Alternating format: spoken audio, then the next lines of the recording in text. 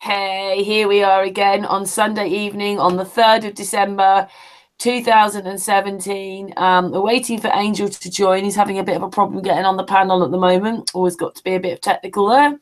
So far, we have Judith from Israel. We have Astral from Denmark, although he's English. And we have Patricia UK, and we have Artist from Germany. Now, Artist is going to do some more presentation on these electrical strikings, but obviously I put a video out about pyramids today, and because there's one up the road from me. And Astral was just mentioning that he knows where he thinks there's a couple more.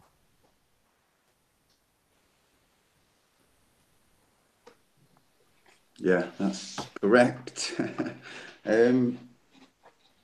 There's a town in north of Manchester called Bury, and there are 3 pyramids there. 3-sided pyramids. What are they called? They're called, yeah, they're just pyramids, aren't they? Karen, can you show the picture? Oh, I'm not sure if I can because it's on my. I remember it's I don't know how to do Sun it. and Moon to this one. Artist, do you reckon you can do it? How is it? What is it called? Those pyramids? It's called Pyramid Park. Pyramid Park, Bury. Yeah. Pyramid Park. Artist is the quickest one to do this now. Bury? Like raspberry? B-U-R-Y, yeah. Like B-U-R-Y. B-U and then? R-Y. B-U. Again, Karen. You want to say something else, don't you? B-U-R-Y. R-Y. Bury. Oh, okay. Just present Artist in a second. He'll just show you the picture of what it is. Is that near those buildings? It's in the city. 3. Yeah. Can you share it to everybody quickly? Yeah. I just want to make sure that I have the right picture. Okay. Let's see. They're not the biggest pyramids, but they look like pyramids, don't they? Sort of. Oh yeah. Whatever they are. This one. He says they're hard. Yeah. Yeah. I've just put... They're not a soft thing. You said you slid down them. I've just put a couple more in the back chat. You can see them there. They're good aerial pictures too. Oh, in the back chat? Yeah. Okay. Let me see in that chat. And plus the one that I found. Have a look. Can you see them? No. Yeah, just now. One. That's the one I have. I just. Oh yeah, this is. They've not touched them, have they? I see two of the same now, Astral. That's the one I'm showing now. So. I think he's frozen. Yeah, because I see 2 of the same. Actually, 2 of the same photos. He's probably touched something on his screen and it's lobbed him off. He'll be back. Yeah, because this pictures he sent me were 2 of the same pictures. What I can do is show you. Let me see if I can search for bigger pictures. That's what I always do, because then you have on those very small pictures. I only have small pictures of those. That's strange. Most of the time you have bigger pictures. They don't look quite as they look slightly different. I don't know. Maybe they are just equal. They look a little bit not quite equal. Do they look more like sort of arrowheads? Yeah, a bit. Yeah, a bit like that. Yeah. Interesting. Yeah. Let me see if I can find another one. He's back now, I think. Yeah, because what he sent in the back chat, I have still 2 of the same pictures till now. So, not sure what's happened to Astral there. Maybe, Astral calling Denmark. Flat Earth calling Denmark. Yeah. Well, I he'll found be back. another picture. It's a very old picture with a very old train in front of it. Yeah, that's it. That's the one he sent me. Yeah, I showed that one before and this one. But here you can see it more in comparison to the size of a train. So that's handy to get And an also, artist, do you size see on the comparison. other side of the bridge, like where the bridge is on the other side of the river, that Mhm. looks like one of those little long barrows, which is by Silbury Hill. What is a There's a long barrow? well, it's just like that structure there in the ground, that long Oh thing in yeah. the ground. Do you see it? Mhm. Basically, that looks like a railway tunnel under the train. Yeah, because you can see the road. Interesting, isn't it? Here you can see there's a road going under it. Here. Now we can't get away from pyramids. They're everywhere. Oh yeah, they have everywhere. I've also found one in. I'm going to show you in a bit. 2 pyramids in India that I've never seen before. So that's interesting.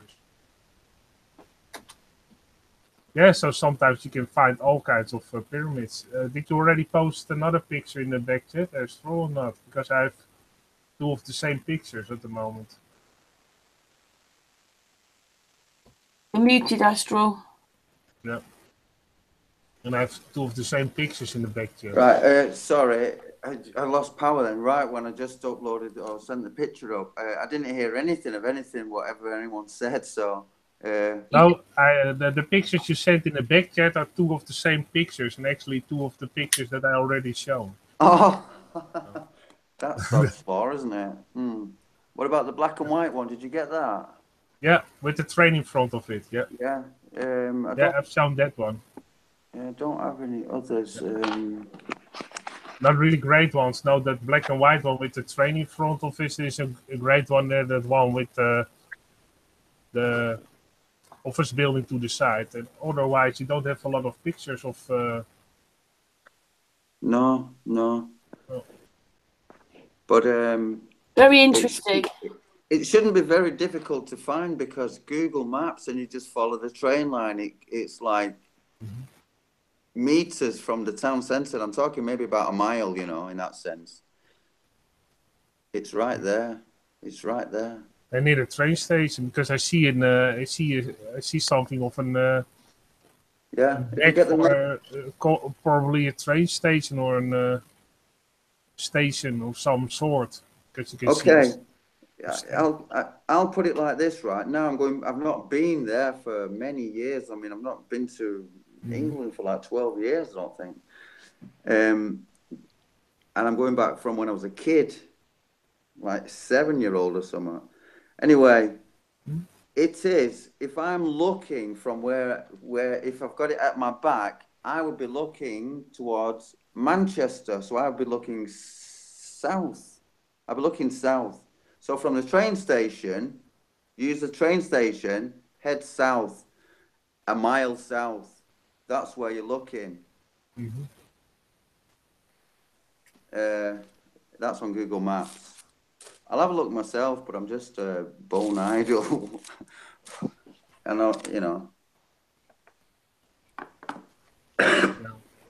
Well, thanks for showing us those. Yeah, thanks, man. I also Hey, no. found another one in Marlborough as well, another little pyramid in Marlborough as well. So there's just pyramids everywhere, it seems, once you start looking. Well, everywhere. Yeah. I'm sure we were only seeing the tip of the iceberg, if you know what I mean. I'm pretty sure that they're just like the Bosnian ones that were discovered not that many years ago as well. I'm pretty sure that there are, You have hundreds. now also videos of those one in, I believe, China. And one flew with a drone over them. And another Okay. one, they're probably around 10 in China, maybe even more. Yeah. Who knows? Yeah, but it was great that a while back somebody did a drone flight over those pyramids in China, so you can see them very clear. So that was interesting. Because the most pictures you had on the internet were from a far distance, and now actually somebody flown over them, so you can see much more detail and actually can clearly see that it was a construction. So not some hills, as some people say, oh, they're just some hills. There's a pile of dirt. Don't look at it. Look the other way. Here we have Stonehenge. That is fake. Look at that. We rebuilt it. Yeah. Yeah. So thank you for that, Astral. Yeah. And, No problem. Hey, sorry, artist. What's your take on this idea? Right, that the pyramids at a certain time when the sun is at probably its meridian. Obviously, when the sun is at its meridian, the angle that it hits the top of these pyramids on a certain date. How is it in correlation with other pyramids around the world? You know, I'd love to see that. I'd love to see it. What happens on this date with that pyramid and that one? As far as I know, that the angles on the pyramid in Egypt are very close to the angles in the pyramids in China. Yeah. And so even the pattern layout is sometimes fits almost exactly, just a bit off, but the basically the rough pattern of the pyramid setup in Egypt is almost very close to those ones in China. A bigger one, a smaller one, and a smaller one. Even the distances are not the same, but just in a different size shape. So if you blow them up if you would blow them up in that proportion, it fits again. So a lot of and the sides and angles also seem to be in the same angles. Yeah, they're very close. Also, something that's intrigued me as well, when the sun is at its meridian, or usually the way it hits and forms a shadow, and the shadow also has some kind of play in what's going on, what it is it needs to do, if you understand what I mean. Also, they build it without mortar between the stones. So if the sun shines on one side of the pyramid, it expands. But because there's any cement between those stones, it can expand because they are loose stones. So they build it in such a fashion, and the corners in such a fashion, that it can expand when the sun hits just one side. So they already had the knowledge that the sun would hit that structure and it would expand. They already built it in a fashion that it would allow it to expand on one side or another side. So they were very knowledgeable in building that structure. Yeah. Because they have taken it into account that it would expand on the side and later on another side. So, yeah, that's very smart. Because most of the really ancient structures, the oldest, are all built without any mortar cement between them. Yeah, so they can expand. Also in Peru and Bolivia, all those structures, and some in Greece also can expand if they heat up. So they're very smart to build it in that fashion because it's also earthquake proof. So if the earth shakes, they can shake a bit the stones and nothing happens. Only when a very strong force hits those sites, that it could crumble. But normal earthquakes, earthquakes, it could absorb them. Yep. So they were very smart in building the structures in that kind of fashion. They will last for thousands of years. Yeah. They sure are, aren't they? They're out doing everything. And they also I came across this other guy on this other little video I'm uploading right now, which I'll put out later, about pyramids again, because once you start looking, you can't help it. But he was saying that those structures were made to walk on, and now you can't walk on them. They were made to walk on. And he said, I wonder how the people who made them feel right now. And then I found that basically, it's not the Egyptians that made the pyramids. They're before the Egyptians. Oh yeah, the Egyptians known how to make them. by the sun gods, is it, or something? Anyway, I've got it all on my video. But yeah, it's all very interesting. But there are more structures in Egypt that aren't built by the Egyptians. That they were built just like the pyramids before that time. Very clear. Basically, there's no hieroglyphs in the pyramids. There are outside. There's millions of them telling you how they lived, what they did every day, but nothing, not one hieroglyph to show how they made the pyramids. So sorry, Karen, to interrupt. I've actually been inside the pyramids. Oh. Yeah, I was in there in 1989 or 1990, thereabouts. I've got pictures with the Sphinx with scaffolding all around its face. And one of the areas inside the pyramid, it's I've told you about this before, I know I have. There was a tunnel, and me being me, I thought, sack this, I'm going down there. So I went down this tunnel. It was off limits for sure.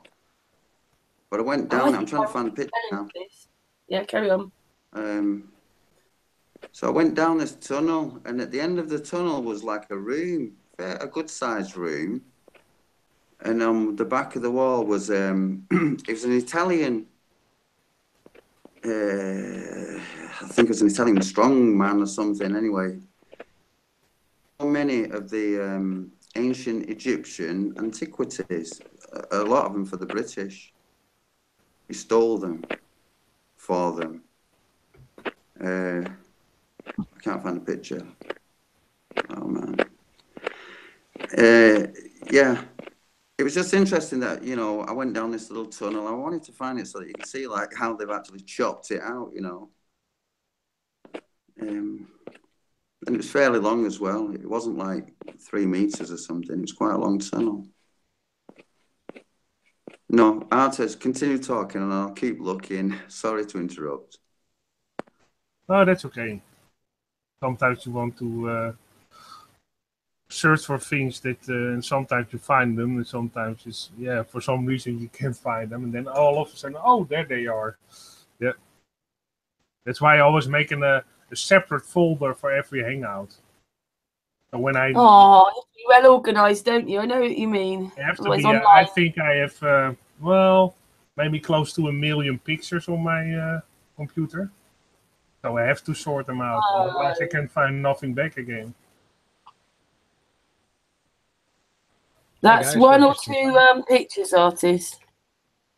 Hey, FPV's here. Hey, FPV. Yeah, FPV's joined us. Well done. Hi, FPV. Just while you were on, I thought I'd just jump in and show you this map here, Artie. Can you present me, Karen? And I can show Artie how his sites relate to this grid. Yeah, take a look at that, Artie, and you can see now how these sites actually relate to this double helix on the grid. Mm-hmm. And you know what these circles are? They're these angels' halos I've been showing you. Yeah, so you can see where they're located on the key sites to get this pattern. Well, indeed, in that one on New Zealand is right on the money. That is on that stone castle in New Zealand, and that one in South America is also very clear now near that strike zone, that very big strike zone that goes through Peru and Bolivia. That one in Mexico is also near those temples, and also near that very big strike zone over there, and all those sinkholes in that area, a lot of sinkholes in that area, so that fits also very good. That one in America is, that in England is of course that fits. That one in the Russia also is very clear near to that strike zone.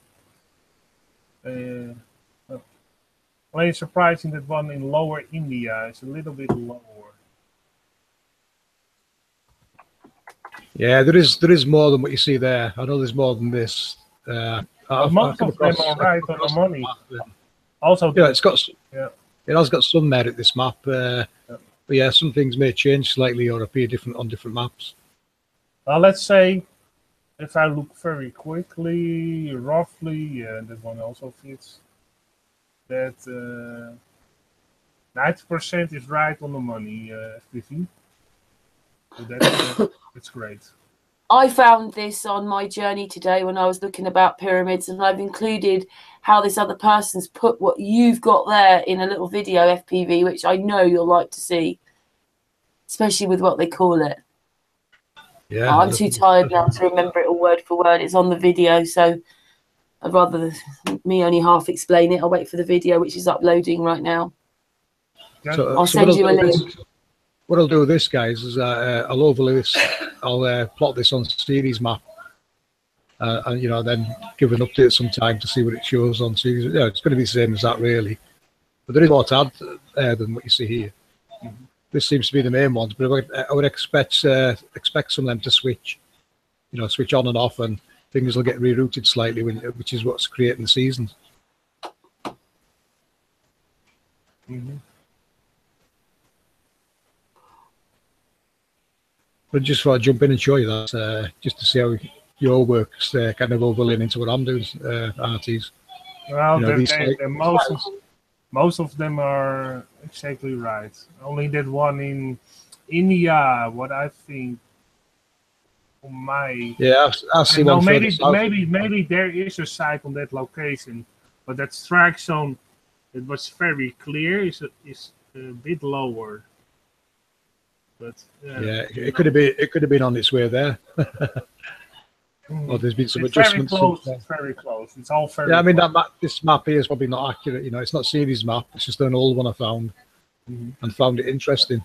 But let's say 90% is right on the point, and maybe 2 are just a little bit off, but just a bit on. The rest is yeah. It might plot nicer on series map. This isn't series map. It's something that looks a bit similar. That's all. Mm-hmm. Yeah, they are right on the money. That's indeed that one in South America is exactly that strike zone I always show. You also showed it in a couple of hangouts. The big strike zone that goes from Peru to Bolivia. That is actually that spot in South America. FPV's a little bit worried about Venezuela, aren't you? Yeah, politically they're in a lot of trouble over there at the moment.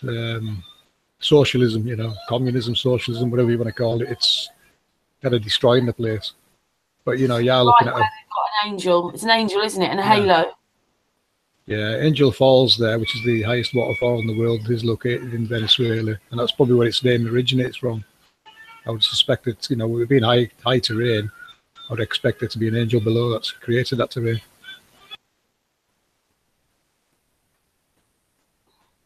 Oh yeah, that's indeed the Lake Titicaca. Yeah.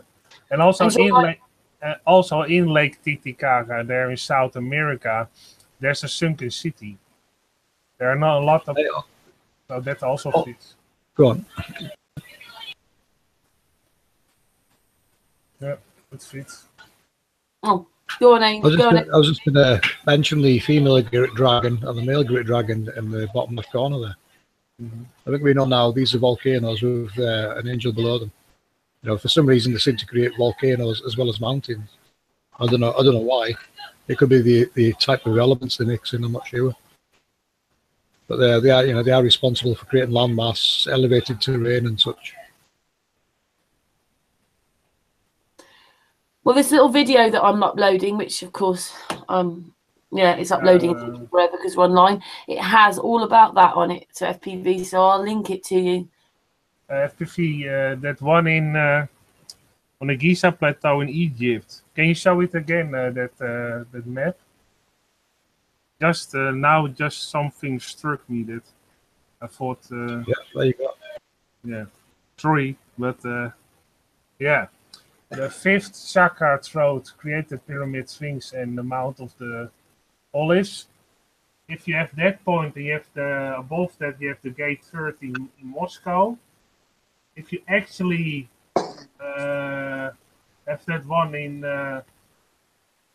England, and you would go down the same distance below, so you have from gate 13 to the fifth chakra in the Sphinx. And you have that one in the fourth chakra in England, and you go the same way down, so down and a little bit to the west. You have that area in Egypt, that big strike zone. It's actually you will lower that whole line that goes from the fourth chakra to the 13th gate to the seventh chakra, and you lower that whole line, that wave-free line, from the 13th gate to the fifth chakra, and you lower all those points, you also get to a lot of sides. Yeah, I would say we could, on if you plot them on series map, I bet it would plot a straight line, a line you could follow where it went, it would create that pattern there. Mm-hmm.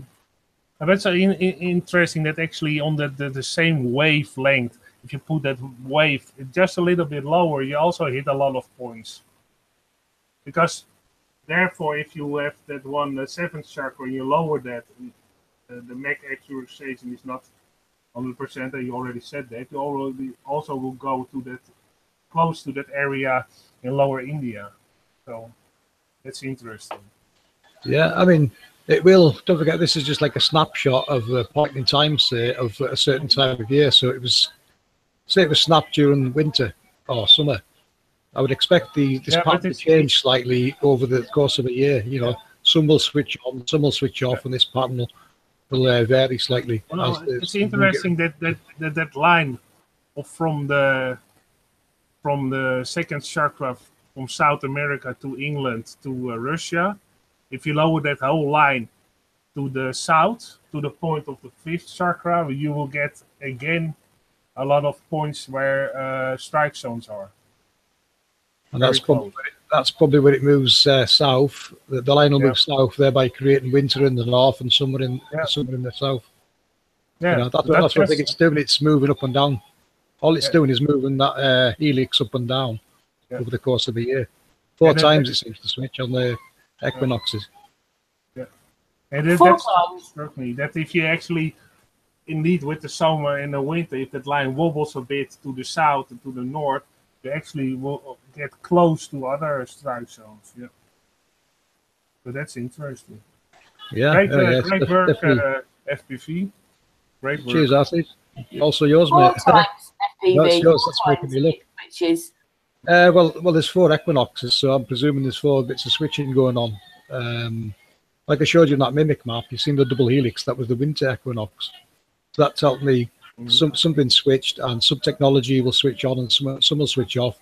Yeah. And this sine wave, this helix, will move further south. Yeah. Because there it looks like, say that was the sun's path. That would suggest somewhere in the north. So, and if it forces this line down, then you get winter in the north and summer in the south. So I think this line here is probably moving up and down over the course of a year. Yeah. During the equinoxes. It fits. Because if you have that line in go a little bit down in the same fashion, just you don't go straight south, just southwest a bit. If you put every point southwest a bit, even that point in the lower UK will go to close to that site in Termus, I believe, in Spain. So that also fits. So this is how they do time and date, isn't it? Almost that picture there. Mm-hmm. Yeah, I bet if I do an animation and just move those during the equinoxes over the course of a year, you would see that would be the sun's path. So, it'd create the seasons. Mm-hmm. I only looked at the winter equinox and noticed that's when I noticed that double helix.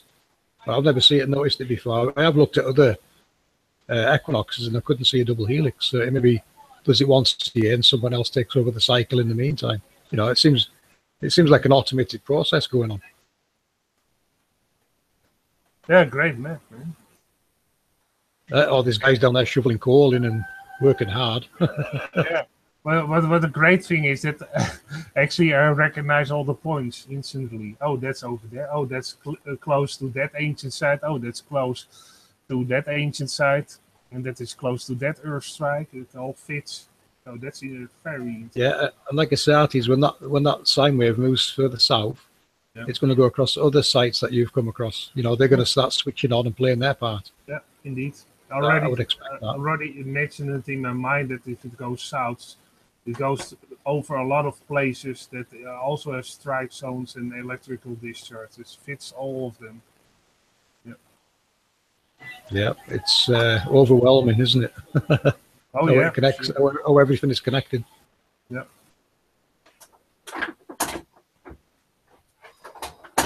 Yeah, I instantly recognized all the points. Oh, that's over there. Oh yeah, I know that one. Oh no, that one. Yeah.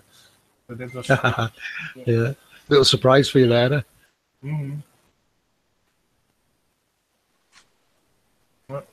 Yeah, you know, Sorry the to interrupt. sites you're mentioning, I'll plot them on the map sometime. Yeah, if you find strikes or anything, let me know, and I'll start plotting them onto the map. You know, so I can pan the camera around it and follow the trail. I'll do that sometime with the artists. Helena said she did, didn't she, at FPV? So hopefully she'll send you some pictures. Yeah, go ahead. I actually downloaded a very big map, just like this, and I will put the points with the GPS code on it. I'm working on it still, and then I will send it to you, so you have a very clear picture where they are. Oh, very nice. Yeah, I'll put them on here for you. You know, I'll give you the credit for it. And I'll say this is what Arties' work is showing and how it relates to this grid, because it's, you know, it's all connected. It's all switching on and off. You can see that now. Yeah, it's very close. We live on a big grid. Yeah, it's, you know, it'd be nice to see before. Oh, you know, I'm guessing four times a year the switching. It could be less or more. I don't know. But I can see, you can tell when it's switching. You watch the winds change direction. That tells me something switched. Yep. I noticed that on one of Stan's 360 cameras, I've seen the wind switching direction, you know, over the course of one of his camera pans. I thought, wow, that just tells me then that something else has switched on and some off, and the wind's changed direction. Because it is this technology that's creating the winds. It doesn't surprise me, because a lot of ancient signs are also, that I'm going to show in the presentation later on, are actually magnetic. Brian Forster went to those sites in Pumapunku in Bolivia, and he had a compass, put a compass over them, and he moves them around. You can see the compass needle going in all directions. Actually, the north, the true north, all other direction, not the true north. So you can also see that a lot of sites, he also did it in Egypt, and a lot of sites are magnetic. So therefore, they attract also that grid.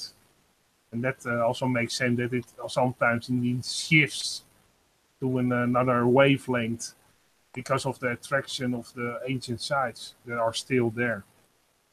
FPV, sorry to interrupt. You mentioned the other day on one of your videos that you've been marking down these nodes, these points where, points of interest, nodes, fallen angels. And you said you were missing 12, was that correct? Or am missing 12 at a minimum. There's 12 missing at a minimum. You know, I've got 48 on the outer of the 8x8 grid and 32 on the internal. But we know there's ones buried under the land masses here and there that also play a part, but they're not connected to that main grid. The likes, you know, I used Devil's Tower as an example. That's probably one below Devil's Tower, and that's where you've got the rock formation, kind of looking stretched upwards with a slight twist to it. So yeah, there is a lot more to locate. That's easier. That animation you've seen there is basically what I've been doing with it. Like, hold on, just rewind it a sec. And was you know, there something like there, look, plotting. It's plotting. Say again. Sorry, had you made your grid bigger from 12 to 15 by 15 or something? Not on these animations, not yet, no. But yeah, it's going to get expanded, layer larger. There's more time to it. I'll shut my mouth. I'm just adding sites like these to show, you know, how they're playing a part in this map. And with Artie's help, I can start adding more of these ancient sites onto this grid, because, you know, like Easter Island, we can see signal on the mimic map coming from here going south.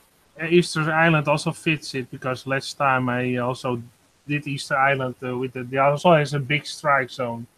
So that's You see the line it's on there, that grid. Hold on, I'll put I'll leave it playing and you'll get the top down view. Yeah, I've seen. This is what it'd look like coming down from above. There's also smaller halos to put in between these larger ones. And that's the ones I'm trying to locate now. There's 48 external, 38 internal, plus all the ones that's hidden under landmass. I say hidden, you can actually see when the barium goes across them because they light up in the sky.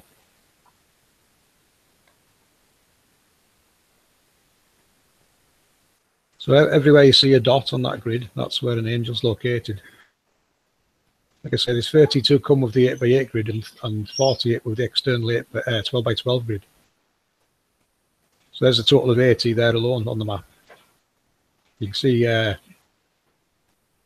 Venezuela there. See it? That's probably Angel Falls right under that dot there.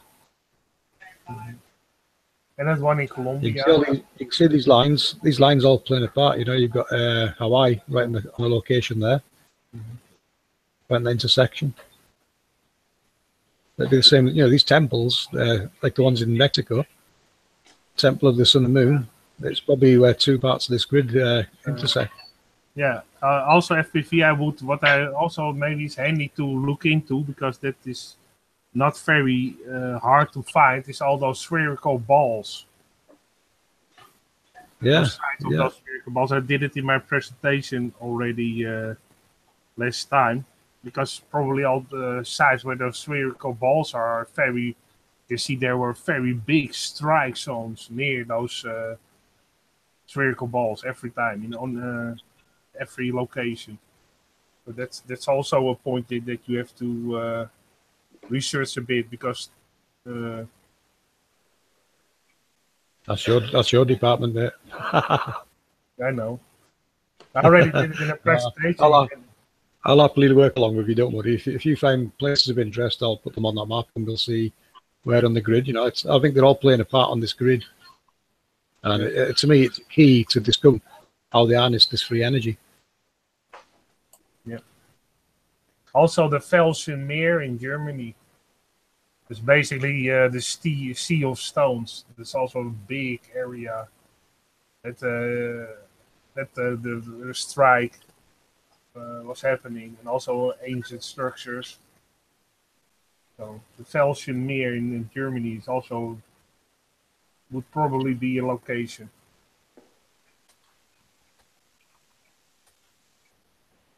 Yeah, sorry to hijack your channel, but I just want to pop in and offer some things that may show you, shed a bit of light on your research there, artists, now it relates to this grid. Because it's you can see there, it's all playing a part. It's all It tells me the people of old, the ancients, they understood how this world worked and knew how to harness its powers. Yeah. Well, I found it interesting that you had Lake Titicaca because in Lake Titicaca in Peru is a sunken city, and there's not known a lot about that sunken city in Lake Titicaca. There are only a handful of pictures of that sunken city because they don't do research. Only one guy, a diver, made some pictures of it, and that's it. So that's interesting. It's an interesting site, Lake Titicaca, because there's a sunken city over there. Yeah, it would make sense, wouldn't it? There's things below all these locations, and it's not always switched on. So, you can't write them off as, oh, it's an old site, no interest, because it's there for a reason. Well, sometimes you look at sacred geometry artists. When you look at sacred geometry, it's telling you an important message. Yeah. These are all important messages, and it's all in relation to the workings of our world.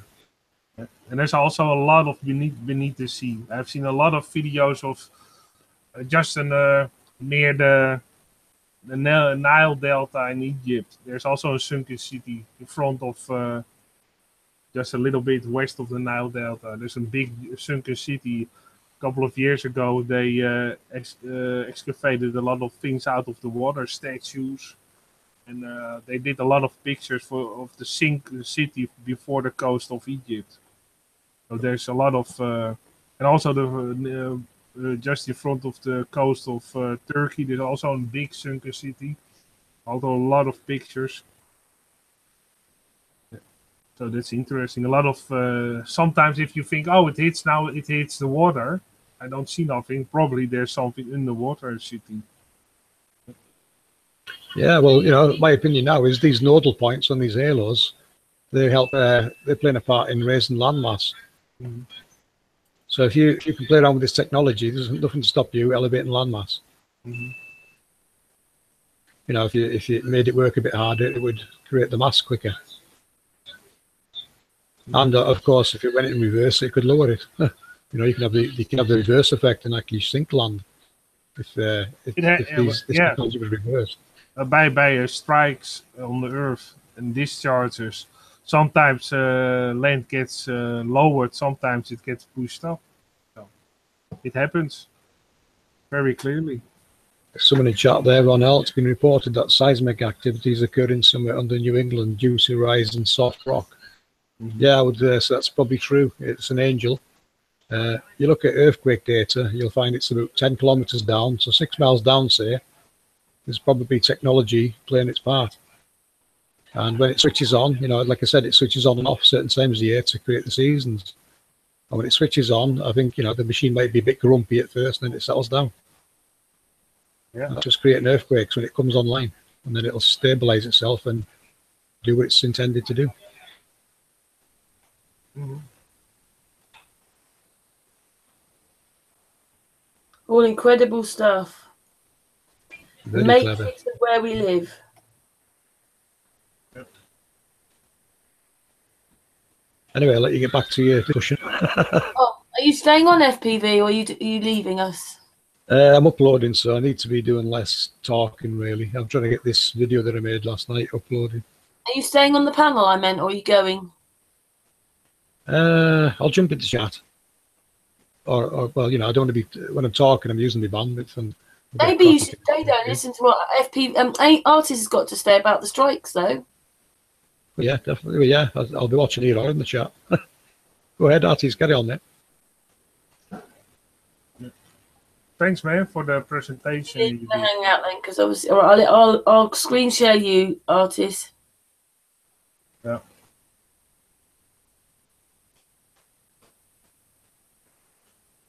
Right. Can you see it? I've screen shared now. Oh yeah, can everybody see it? Yeah, all good here. Okay. Well, this is a brick strike zone in India. Again, India, just like I mentioned. And over here in this area, you see this is the strike zone. It's not that visible because there's a lot of development in that area. Agriculture and cities, of course. So therefore, a lot of the strikes is a little bit faded away. But you can still see the form of the strike zone. And the mountains are a ripple effect here, out to the sea. We can see in this area over here, they have a temple. This is the Masrur Temple Himachal Pradesh in India. And this is from a site that somebody actually wrote something that made a little bit more sense than Wikipedia. And he states the amazing Esmore temple complex ornamentally carved out of a single rock. So this was a single rock and they carved it out. So it's a great effort they did. In cutting this out, you can see already that it is destroyed. Some pieces have fallen off. According to the locals, the locals often have the better story than actually the people who excavate this site and research it, because they are sometimes have a different agenda. So it's often better to ask the locals. According to the locals, these temples were built by the Hirma during the times, Maharashtra times, more than 500 years ago. And that's the estimate, of course. 50 temples from a single group with larger temples.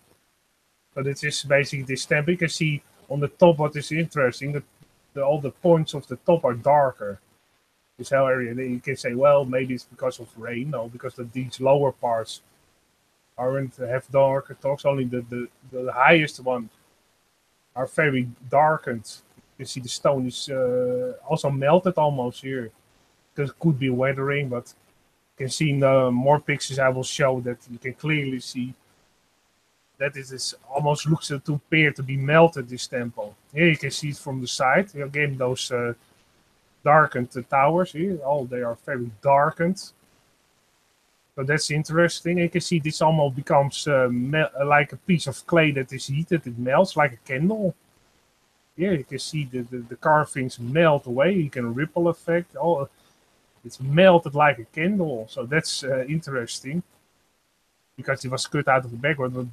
And it was also, it appears not to be finished. Because the temple inside is not carved out. Only a small pathway to the front door is carved out, and the rest isn't carved out. Or it's also melted because the strike on this area. You look here, you can see the actually size of this temple. Two people standing on top of it. You can see those darkened patches near, so it goes all the way down. That whole, you can see it appears to be melted. Some say it is not finished, but it doesn't fit because if you would carve further, it doesn't fit anymore. There are pieces already missing and weathered away. Here, this piece in front is also here. You can see holes in it, air holes. You can see it's melted away. Here, and you can very strong force. They put here some bricks in it to repair it. So they did some repairs on the temple.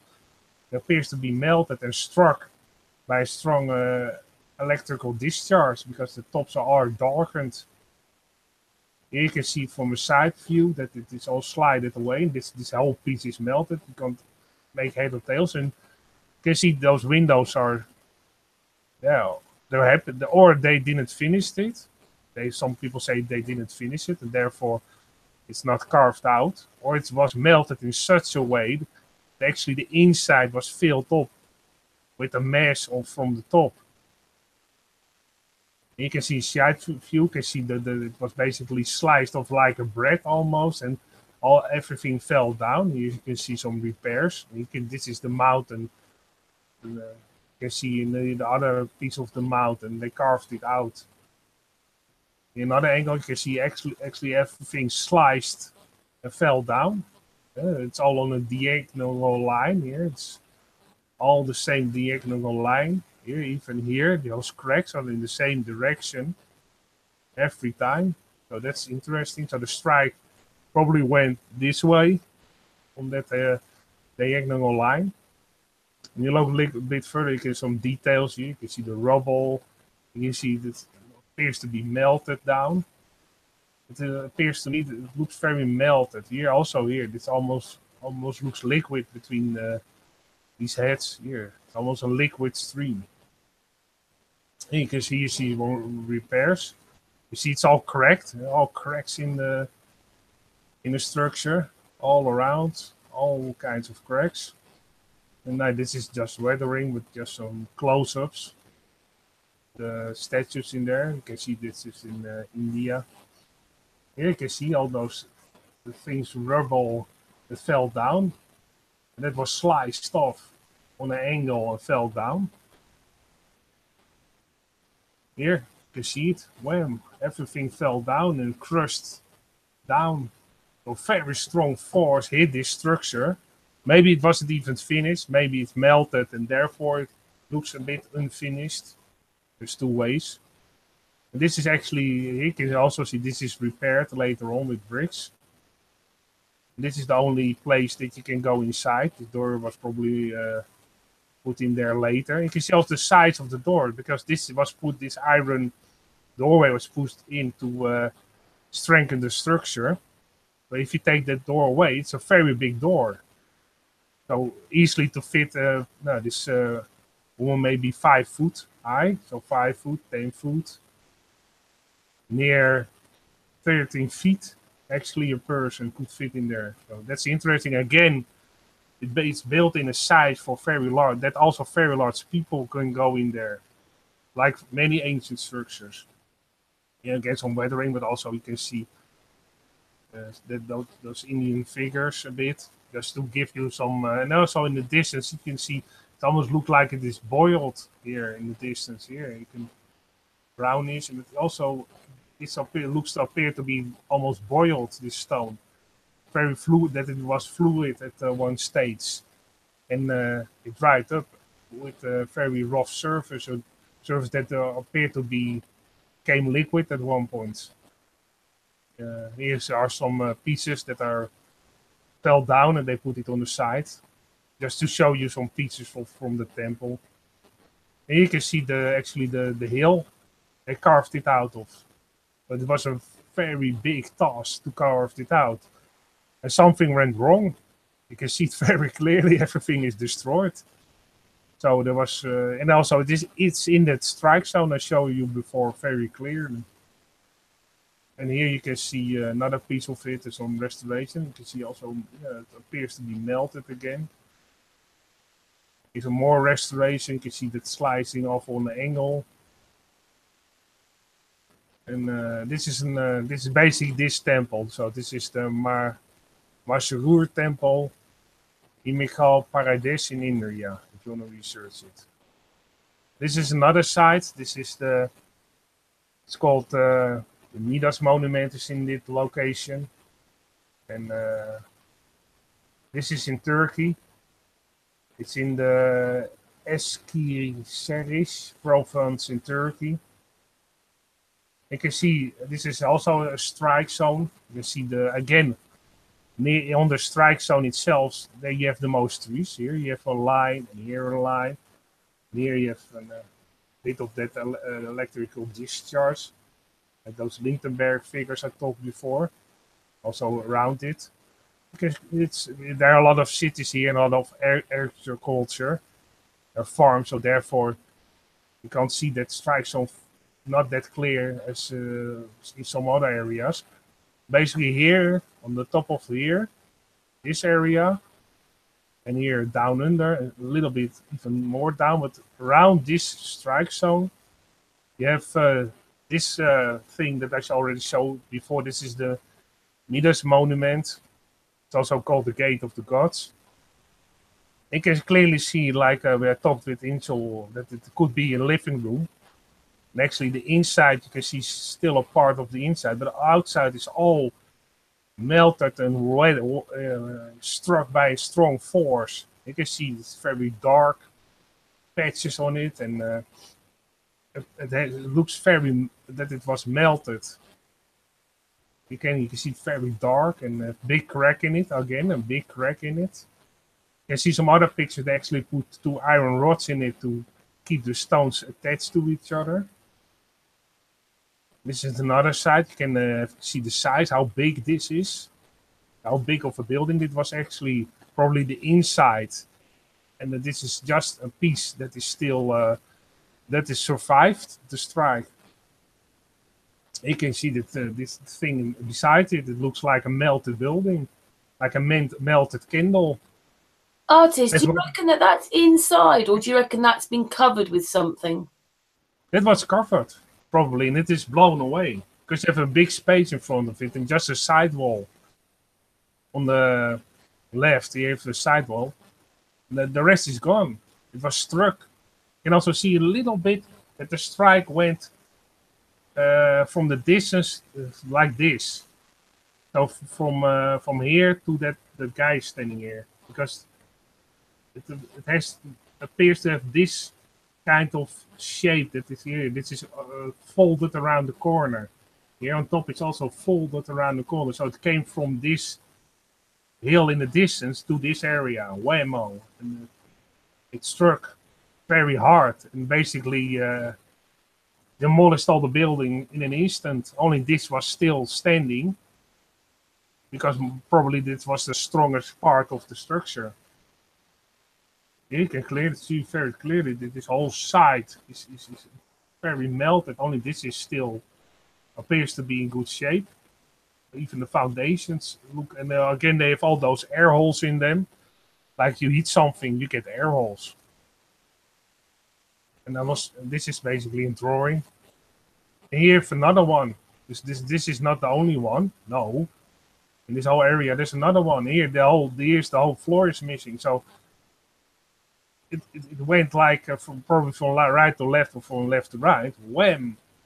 And this is the only thing that remains, and the rest is blown away. You can see here's still some detail over here and here of something that was there. Here, this goes out. This is basically a wall. You can see the foundations of the wall still there. So and here's the wall attached to this. So the whole foundations, and here big crack. Here's one. And there are more cracks. You can't see them on this view, but here it cracked. Huh? A very strong force went through this place, that's for sure. Even near the river. What was here? Maybe it was in the shipping dock at some point. Because it's strange. You have only in the distance, you have also that appears to, yeah, maybe these were statues, this was a building.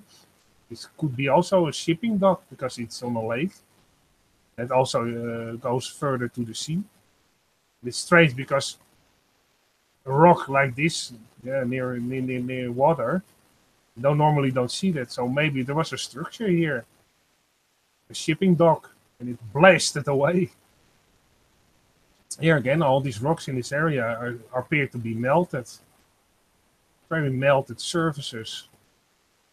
It almost looks like there was a building here. And it melted away.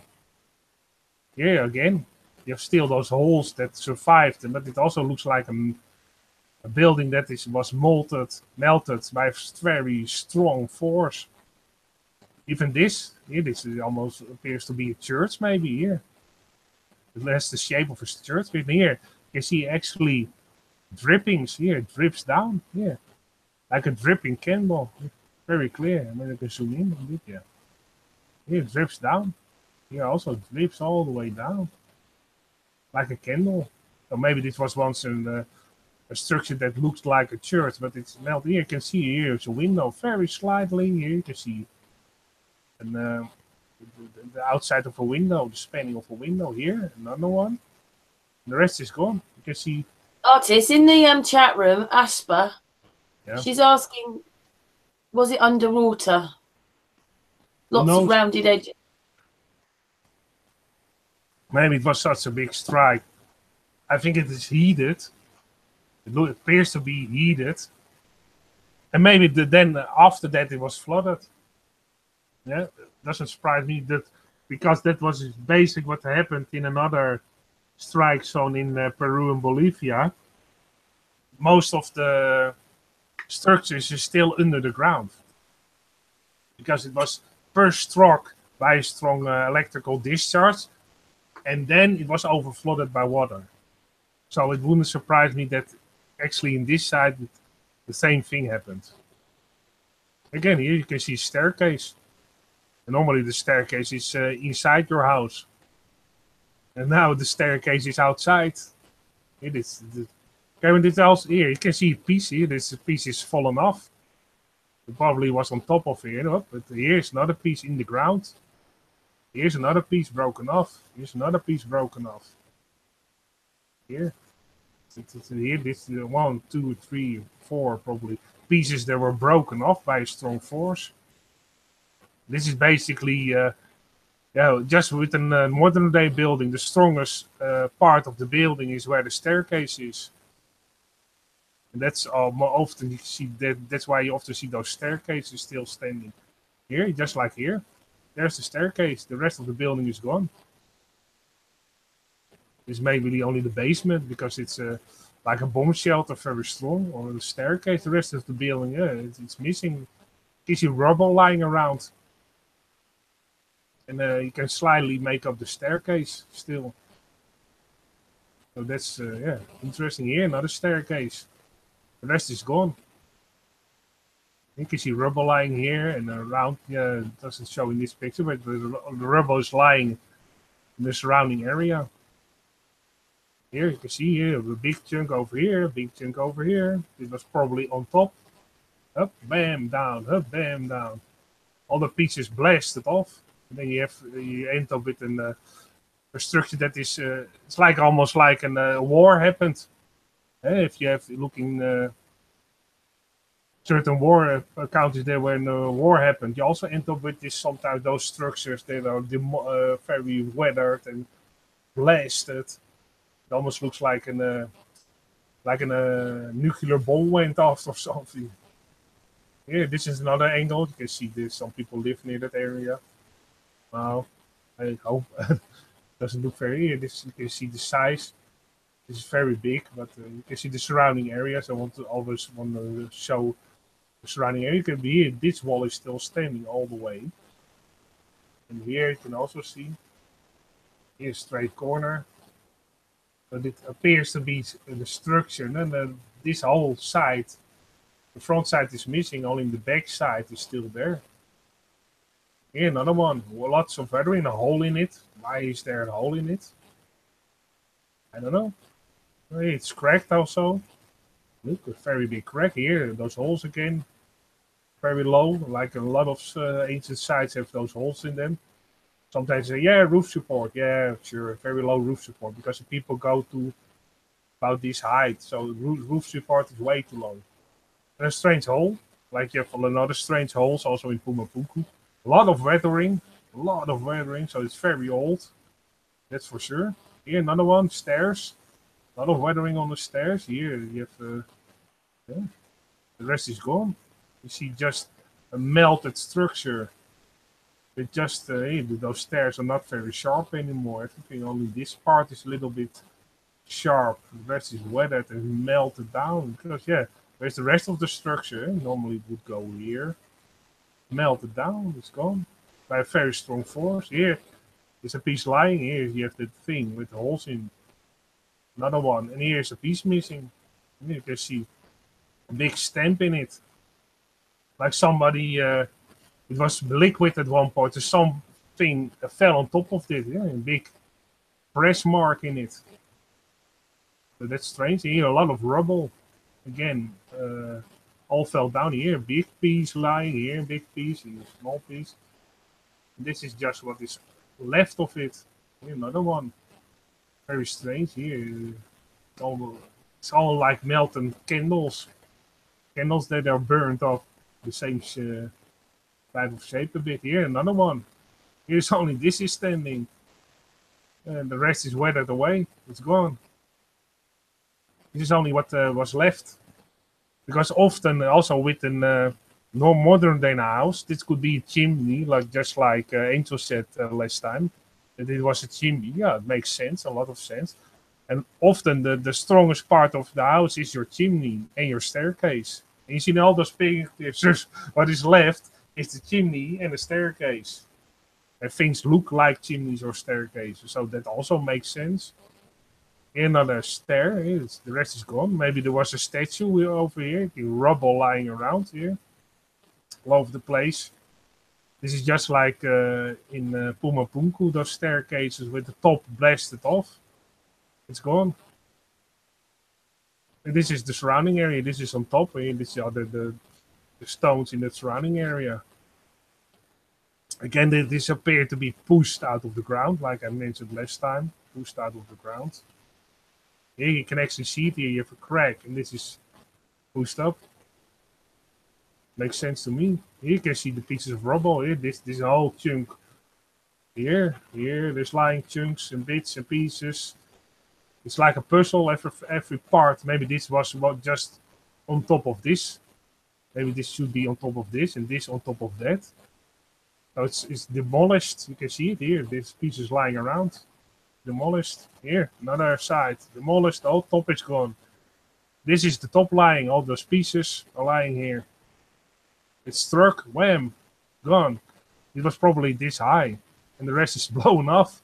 And it's lying around. All the pieces. Very clear to me.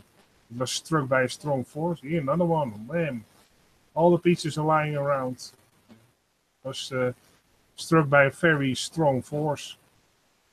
So this is all the sites in the the Phrygian sites in Turkey. If you type in PHRYGEAN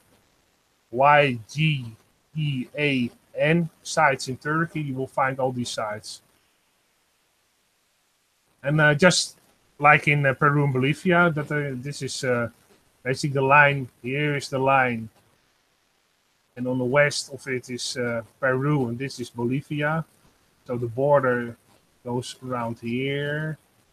You can see in the big strike zone, an Iron Ridge mountain. Here you can see a ripple effect. All the mountains are pushed aside here. Pushed aside. When near the strike zone goes down here. And this area, there is Pumapunku in Bolivia. You zoom in on that. So this over here, just over here. You have here a green patch near. Green patch just in the middle. You have this site of Pumapunku in Bolivia. It was struck very, very, very hard by a very strong force. I will show you in a moment. Here, all the pieces are lying around, rubble. They are still excavating this site. And they only dug around 2 or 3 feet deep. Therefore, other stones and other aspects of this site are still underground. They also did some ground penetration radar in this south, and a lot of pieces and even holes and spaces are still underground, not excavated, because it's only allowed to dig 2 or 3 feet. And if you dig any further, it's not allowed for some reason. Maybe they are afraid of what they actually will find in there. This is Brian Forrester. And I asked him if I can use his material, and he's all very kind. I messaged my Brian Forrester and said, Brian, can I use your videos and presentations on the Sun and Moon Group to tell my story? Oh, yeah, for sure. Go ahead. So it's very nice always. So always a big shout out to Brian Forrester. His name is over here. Just check his out. He talks a lot about ancient sites. And there's a lot of knowledge about them. He's a very, very, very nice guy. And he takes measurements on the side of Pumapunku. And here you have a compass. And he puts a compass on this stone. And he moves it around to see what happens. Here. Needle goes the whole other direction. Here. Facing this direction. It just slides it to the right. And the whole compass shows another direction. And he also does this with another structure. You can see those drilling holes. So very interesting, because the distance between those holes is every time exactly the same, within a thousandth of an inch. And he also puts this on this stone in Pumapunku. He puts this compass to see what happens. So he puts it on there and slides it. Well, just a couple of inches, and the whole compass goes in the other direction. Then a little bit further, another direction. Just on this, it's not that big of an size, this stone, and just this short here. Now it's facing that direction. Just slides it a little bit, whole other direction. Slides it a little bit further, whole other direction. So all those stones have magnetic properties in them. Here, this is one of those H blocks. You probably know those H blocks in Peru. And he puts it on one of the H blocks over here. Then puts it just near that corner, and it points in this direction. And he just slides it a little bit to himself. Oh, sorry. Oh, that's in the next picture.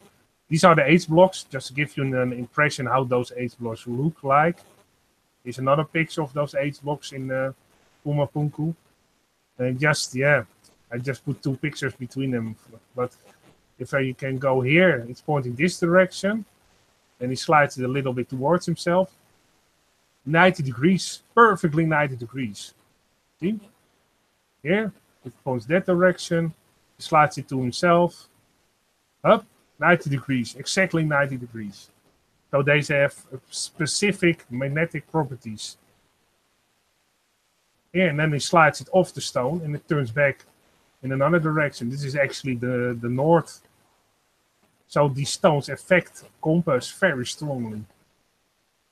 And this is just in that site of that was struck, the big strike zone I showed before, that map. And this is those stones are all magnetic, and also probably attract that strike force because it was so magnetic that it attracted the discharge because of those magnetic properties. So something went wrong in that side that attracted this electric discharge because it was magnetic, and then it attracts those discharges.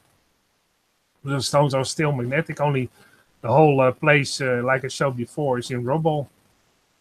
It's stones lying all around, and there are still stones beneath. They still have something, Arties. Yeah. Yeah, I'm just going to say, if it's one of these sites with the angel below it, then I would expect to see anomalies on a compass. So it might not be the rock; it could be what's below.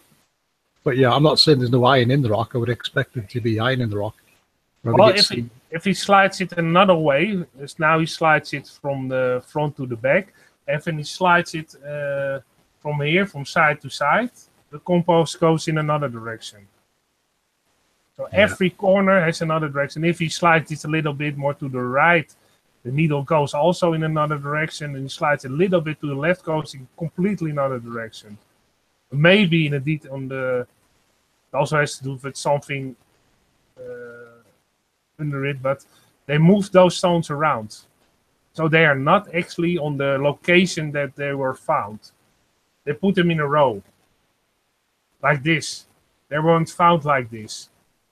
So they were found and they all put them in a row side by side. So the magnetic properties have to come from the stones themselves. Because they are all moved around. Not one stone is on its original place anymore. So that has to be the stones. Yeah, I would agree with that. Just thanks for that thing, because sometimes you don't think about things that you point out, and you think, "Wow, wait a second, he's right."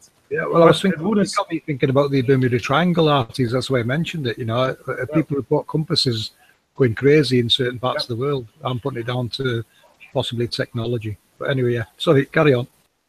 Yeah, but it's great to point it out. Indeed, there's a lot of sites. Also in Egypt, if you go there with your compass and put it on certain obelisks and certain ancient sites in Egypt, your whole compass goes in all kind of directions. If you slide it on ancient structures, if you have an ancient structure near your site, take your compass to it and just slide it over it, and the chances of it has magnetic properties are very high. This is a strike stone and Lindenberg figures in Paradesh, Andraha, Paradesh in India. You can see Wemo. It's on an arc. What? Circle type struck. And if you go to this area over here, where these big patches, you can see all the mountains are flattened. So they're pushed out of the ground. Flat surface, flat. Most of them are flat. Not all of them, but most of them are flat. You can see that here, flattened on an angle a bit, but they are flat on top. Here are also flattened on top. They are pushed out of the ground by a very strong strike zone. This one, you can see it. Wemo. There he goes. This is the pushed out of the ground. And what is interesting, a guy actually took pictures on the road and was traveling a road in this area. And then he took this shot. I thought, what the fuck? They are pyramids. Yeah, he took another shot. Very pointy hills. I never seen those one. There's only 2 pictures on that whole road. This one he took. And then he took this one. You can see also they are closer together here. And he is a little bit further on the road. You can see 2 pyramid-shaped structures. Never seen them before, but it's just interesting. So if anybody like to do some research in that strike zone area, you never know. This is in the Andraha Paradesh in India. So that you know where that area is. Maybe I So that's interesting. And also you can see the place name. So if you look for this place name in India, you can find it area. And basically, you travel this road. You can see those pictures he took, and further down the road, he also took pictures. And again, you can see on that strike zone that the mountains were pushed up. They did do some excavation. I think this is fluoride. So they extract fluoride from this area, like you have in your toothpaste. Yeah, black fluoride mine in this area. So it attracts all kinds of certain stones, or metals or iron. Also near that area, there's these structures I never seen before. There's nothing known about these towers. There are a couple around, I think 4. These are still sticking out. Maybe all old USTM towers. No. I don't know, but it's interesting that you have in the middle of the jungle, where almost nobody goes. There's no living soul in that area. You have these big stone structures. You can see they are overgrown a lot, so they were there for a very long time. And also near that same area is this the Virabhara temple. Is in Antrapur district, Anantapur district in India. You have here, you can see again stones lying around here, a lot of stones in this area. Here, all the stones, see all the stones. They were basically, well, you can see in the next picture, they were thrown around. Because here you have the temple, and there's the stone. It struck the temple. Whammo! A big boulder. Like they are lying around here. All kinds of boulders that fell down very clearly. And one fell on the temple. Bam! And they carved something out of it. That is... yeah, that ain't the Indian god. I don't know his name. Ganesha or something it's called. That god of India. That the elephant-like type of god. So they carved it out of the rock to worship that stone, basically. Put a temple on it and make a worship place of it. That's what they often do with those in those areas. And this is just another strike zone. And this is in Mexico. And bam, you can see here. A very big crater. And here, if you go closer, you can see they are excavating. Again, they are excavating fluoride from this mountain. Here, there's a piece of fluoride they excavated from that area. This is basic fluoride. If you put it on ultraviolet light, it lights up like this.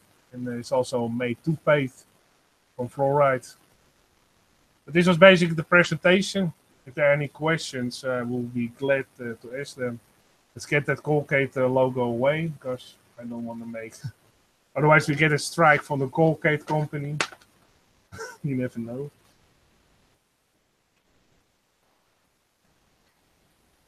If there are any questions or any questions... Can get my microphone back on. Okay. A very brilliant presentation, as always, Artis.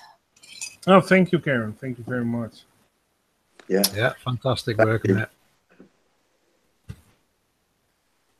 I've even... What to say? Those buildings are so weird. They just... Yeah. I found one that I showed before. And then in that area in Turkey. Then I thought, well, there's only one building. Let's see if there are more. Well, there were lots of more. I was surprised at how many structures there were just in the same type of fashion. They appeared to be struck by a very strong force that melted the structure like a candle. Yeah. Yeah, that was interesting. Now that they're kind of melting, you know. I mean, very interesting. You're giving us more fuel to the fire. We're trying to unravel what we've already unraveled. You know. Yeah, and what I always try to do is try to get the pictures So everybody has a picture of it, how it looks. Because I can explain it and everybody says, well, yeah, sure. And if you actually show a picture of evidence, just like with those compass, you put over the structure that you can see it's magnetic, then you actually have proof. That's why I like Brian Forrester, his channel. He goes to those places with the compass and all kinds of measurement tools and shows, it's magnetic. Look, there are more things in the ground. Yeah, like that. You know, it's weird. I take this with me everywhere. I have it in my pocket. I go to work with it, like, you know, and why? I mean, who knows? Who knows? Well, if you have a site near you that is probably ancient, bring the compass over there and we'll just walk with your compass and see what happens. You know, I've seen some videos this weekend and listened to a lot of people talking this weekend, and it's given me some amazing ideas, you know, and just around where I am here, you know, it's just given me some thought. So I'm going to go out and I'm going to do some digging and some investigating. So it's going to be an exciting time for me now. You know, I'm going to visit the Netherlands. There you have a lot of dolmen in that area in the Netherlands. It's about 40 kilometers from my home. Actually, you have those dolmen, big dolmens, of all those big stones they put on top of each other, just stones on top of each other, very big structures. And if I have some time, I will go to that area and make a video, also with the compass, and slide it over those ancient dolmen structure and see what happens. So that's the thing on my to-do list. All right, well, it's very similar to what I'm planning on doing, because over here we have these big, like, they're domes as well, in grass, a big hill, mounds, and there's shitloads, excuse my French, there's loads of them everywhere, you know, and I pass them every day. 10 a penny, as we say. You need a big shovel. I think still a big shovel. Target 6 miles down. Over there. I think I'm going to mark them down and plot them and then find out what they reveal, because I'm sure they will reveal a lot, you know. And you ask people, well, what are they? Well, they sort of burial grounds or stuff. And you know, that's what they buying it. No, that's what they often say. That's all what the researchers often say. They are probably told that if they don't know what it is, just say it's a burial ground. Yeah, easiest, isn't it? It's easiest. Buried there. Can I just say that Angel joined us? Oh yeah, Angel. Angel, hi. Hey, thanks. I finally got my machine working. I'll be right with you guys. Okay. Okay. Can I ask something? That I've got something that I want FPV to see. It links into his work. But if you understand, most people, they just always which is what FPV's and then they're talking about it being on a ball. So it's a bit annoying. Like, he's going to show you a blooming globe in it. But can I just show you this little video? Because this is to do with those sine waves that FPV says. Now I'm just hoping that my computer plays it. So Karen, maybe next time when you go to the Solberry Hill, bring your compass and see what happens. Yeah, I haven't been for a little while. But it's about 30 miles away from me, but I love it. Well, next time bring a compass if you have one. Yeah. And then see what happens if you walk on the side. Yeah, just like that. I've almost the same one. Yeah, and just hope this works out. I've almost the same one as strong as that. Yeah. Yeah, almost the same one. Yeah. Next time I'm going to the Netherlands to investigate those stone dolmens. I'm going to make a video and actually see what happens if you slide them over the rocks there. Yeah, me too. I'm going to do exactly the same. Oh. Your whole life has changed now. Everything that you do is completely different. It's all about compasses. Right. Yeah. I'm going to have a go at presenting this.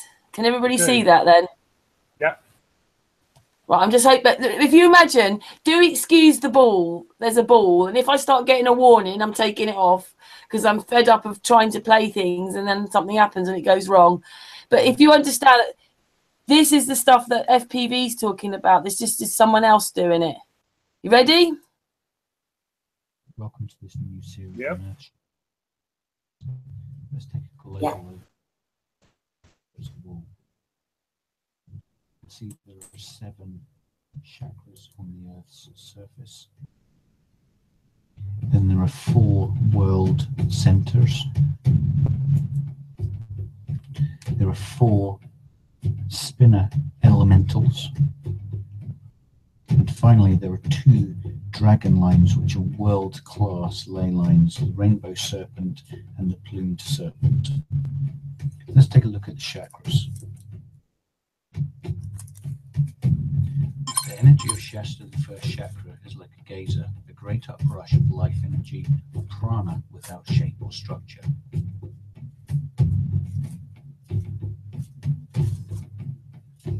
Lake Titicaca is one of the 2 greatest ley line crossroads on Earth. The rainbow serpent intersects the plumed serpent at the island of the sun.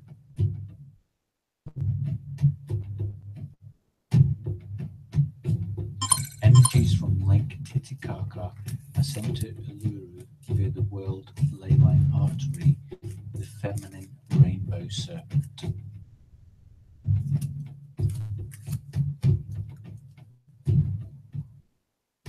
As the rainbow serpent ley crosses England, it sweeps through many famous sacred sites, all of which contribute to the world heart chakra. Avebury Stone Circle and the Tor at Glastonbury are perhaps the 2 most famous of these heart acupuncture points. That's where Silbury Hill is. Sphere of 5th chakra energies in the Middle East is also a major component of another vital earth structure, the 4 vortices or spinner wheels, which regulate qualities related to the 4 elements of fire, air, water, and earth.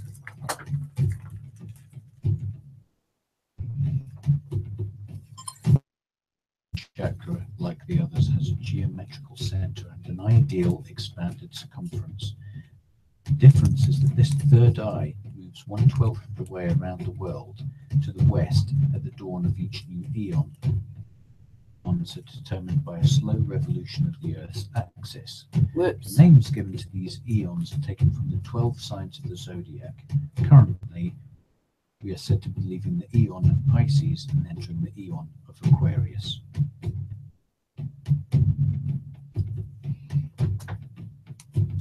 Kailash is the most sacred mountain in the Himalayas and is the center of the world crown chakra. Located in Tibet, it is the focus for the annual Scorpio full moon event in April or May. For the Earth and for all mortals, this moon marks the new year in terms of global evolution.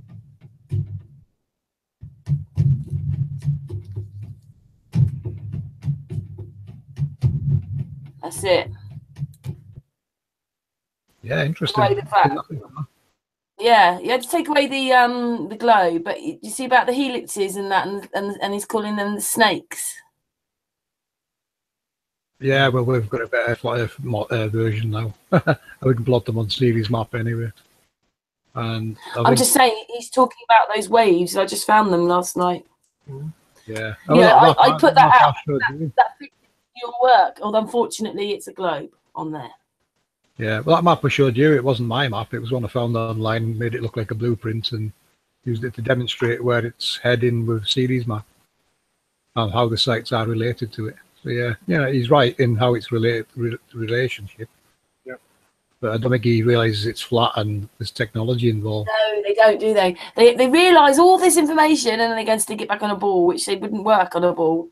No.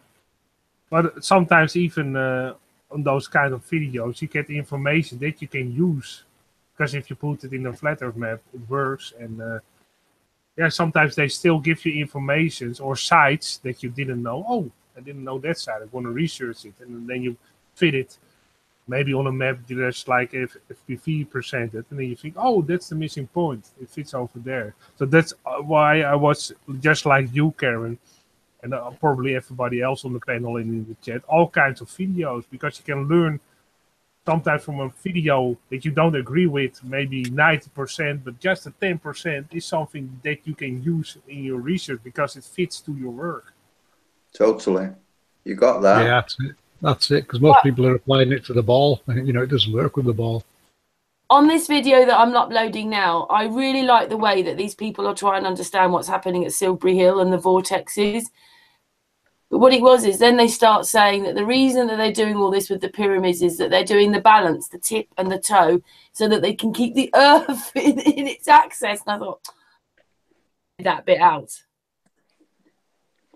Because that is just Those not true. people- But everything those else they people said just- was perfect. And so they got to that one sentence. Sorry for interrupting. I was going to say Well, those that's all right. people But these be people were smart. talking, we're in the 90s, so it's quite a long time ago. And we've moved along rather a lot since the 90s, haven't we? We've all become flat earthers since then, unless you weren't born then. But all of us that were born before that, we might have been looking at that, and we've now moved on rather a lot. But they've got it kind of right, just not quite right, because obviously we're a flat plane. Oh, Artist is back. Yeah, it dropped out. Oh, sorry, I was talking. I didn't notice. Sorry, Artist. Now my sound went away, and then my computer went very slow, and then whoop. But do you see how interesting it is? Artist is doing his own research. FPV is doing his own work, but they overlap again. And this is the most amazing thing about finding all you lot. Oh yeah, everything's overlaps. That's what is very interesting. Every work fits into each other like a jigsaw puzzle. Everybody has a piece of the puzzle, and they bring it to the Sun and Moon group, and here we are going to fit the puzzle together. And everybody who comes here, and also in the chat, sometimes you get the information that fits into your model. That you think, oh yeah, that fits again. Oh yeah, that the other piece fits again. It's very exciting. Every time I learn something new. Well, yeah, I'm always amazed, and that's another reason why FPV's here, showing a bit of his work, because you can see it fits into oh yeah, Artist. Sure. Yeah, for sure. Hey, Angel, are you there now? Angel, are you with us? I was just going to say, yeah, it will help Angel also, because I now think, you know, the pyramids that were used in some way with water to harness elements. Yeah, I'm here. Harness elements or energy from that rotating toroidal field. So yeah, Angel's definitely on the right track. You know, it was some kind of a production plant for, you know, possibly elements like gold, silver, and other materials. Just real quick, I'm getting a brew, some tea, because I talked a lot and my throat is a bit dry. So, see you in a bit. Angel, it's your turn to talk now. We haven't heard much from you.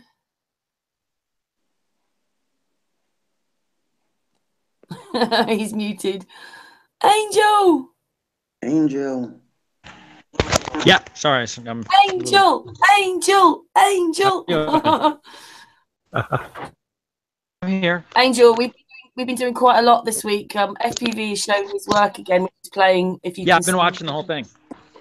And then we had a big hangout with Bro and Santos last night. And then I've put a video out again about the pyramid up the road, and that this, obviously I talked to you, and this guy's going to come on next Sunday and talk, so that's good. And then of course there's this pyramid on there as well, remember? Yeah, Astral came up with the pyramid today, where he used to live in near Bury, Manchester. Get the GPS of them so we can put them on the map. Yes, he's given them to me. I've got them. I don't know if Art wants to pull them up, but there's also pyramids in Illinois, in the States here, and there's like 8 of them. They're called the American pyramids. And I kind of told you my story about that, where I was like within a couple miles of one of them, and somebody said, hey, you want to go see some dirt mounds? And I said, no. Of course, you know, they didn't describe them as pyramids, just like if somebody asked, if you asked somebody, hey, do you want to go see a big pile of dirt in my backyard? Somebody would say no, unless you say, hello, it's like got a name and it's technically a pyramid and blah, blah, blah. It all depends on how somebody describes them. Well, there are pyramids everywhere. I agree. And they really kind of want us to think that they're in Giza. Thank you. Have a nice day. Please move along. Or in Egypt, technically. But or South America, and that's it. Because they don't really want to try to justify why they are practically everywhere on the planet. Or plane. Or surface. Earth. Whatever you want to. Illinois pyramid. I found it. Yeah, there's like 8 of them, if I remember correctly. You know, when I first heard about it, I was shocked myself. Right. Just like how you have a few that are a few miles apart, there's a few of them out there.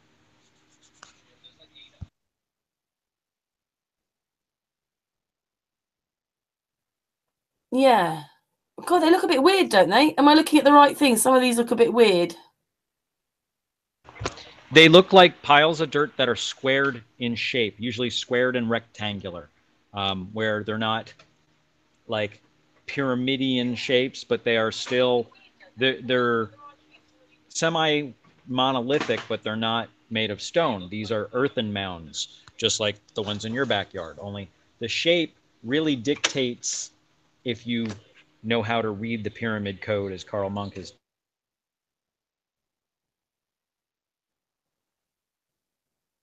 Looks like Angel dropped out there.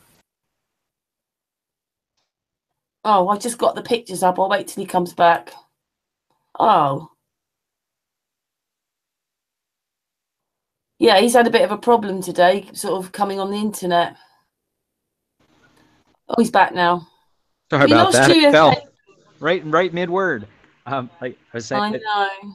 They are, I believe, to be read from altitude as waypoints. Do you want me to show them then? Yeah, go ahead. I think, nothing to hide about them. They do exist. Hang on, I've just got to find them. I'm not sharing very well. It's cancel. Yeah. I'm on an iPhone today, which is part of the reason I had trouble getting on. I had to actually use that link you sent me using my real email. That's all right. Sometimes it happens like that. I'm just trying to get to screen share. Come on.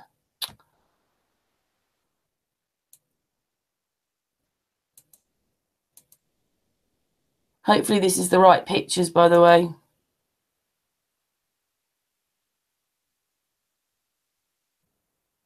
Can everybody see them? Yeah, looking good here. I see a grid pattern. Is that them, Angel?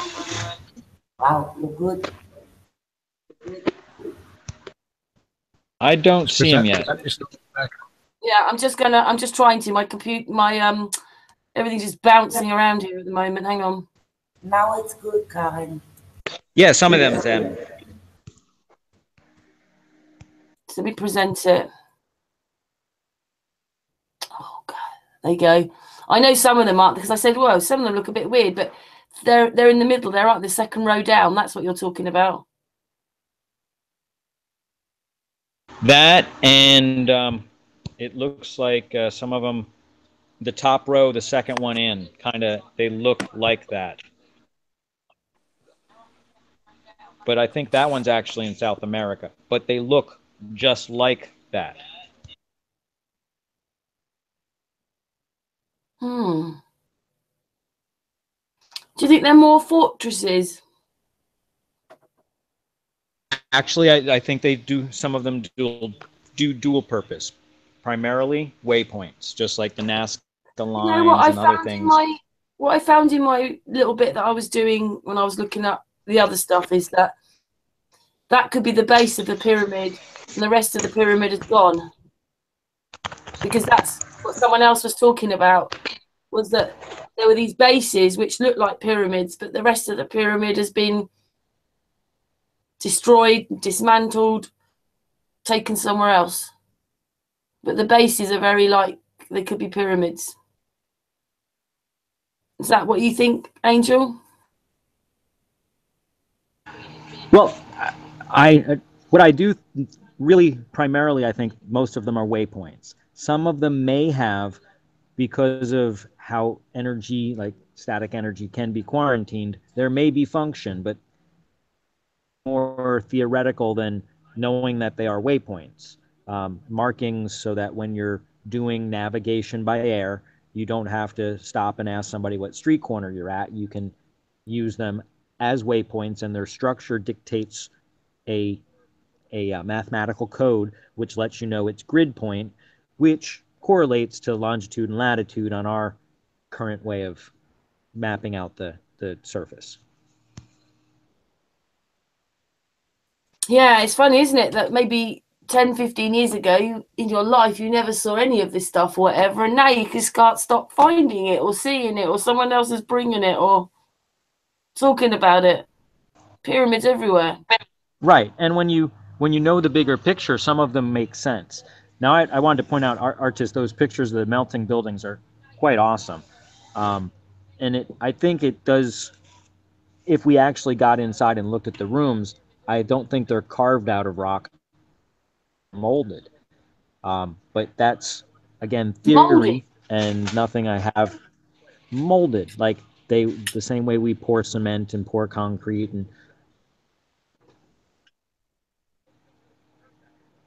Well, that's looking at it differently then, isn't it? Because that's not them humping great big stones everywhere and levitation then, is it, if it's moulding?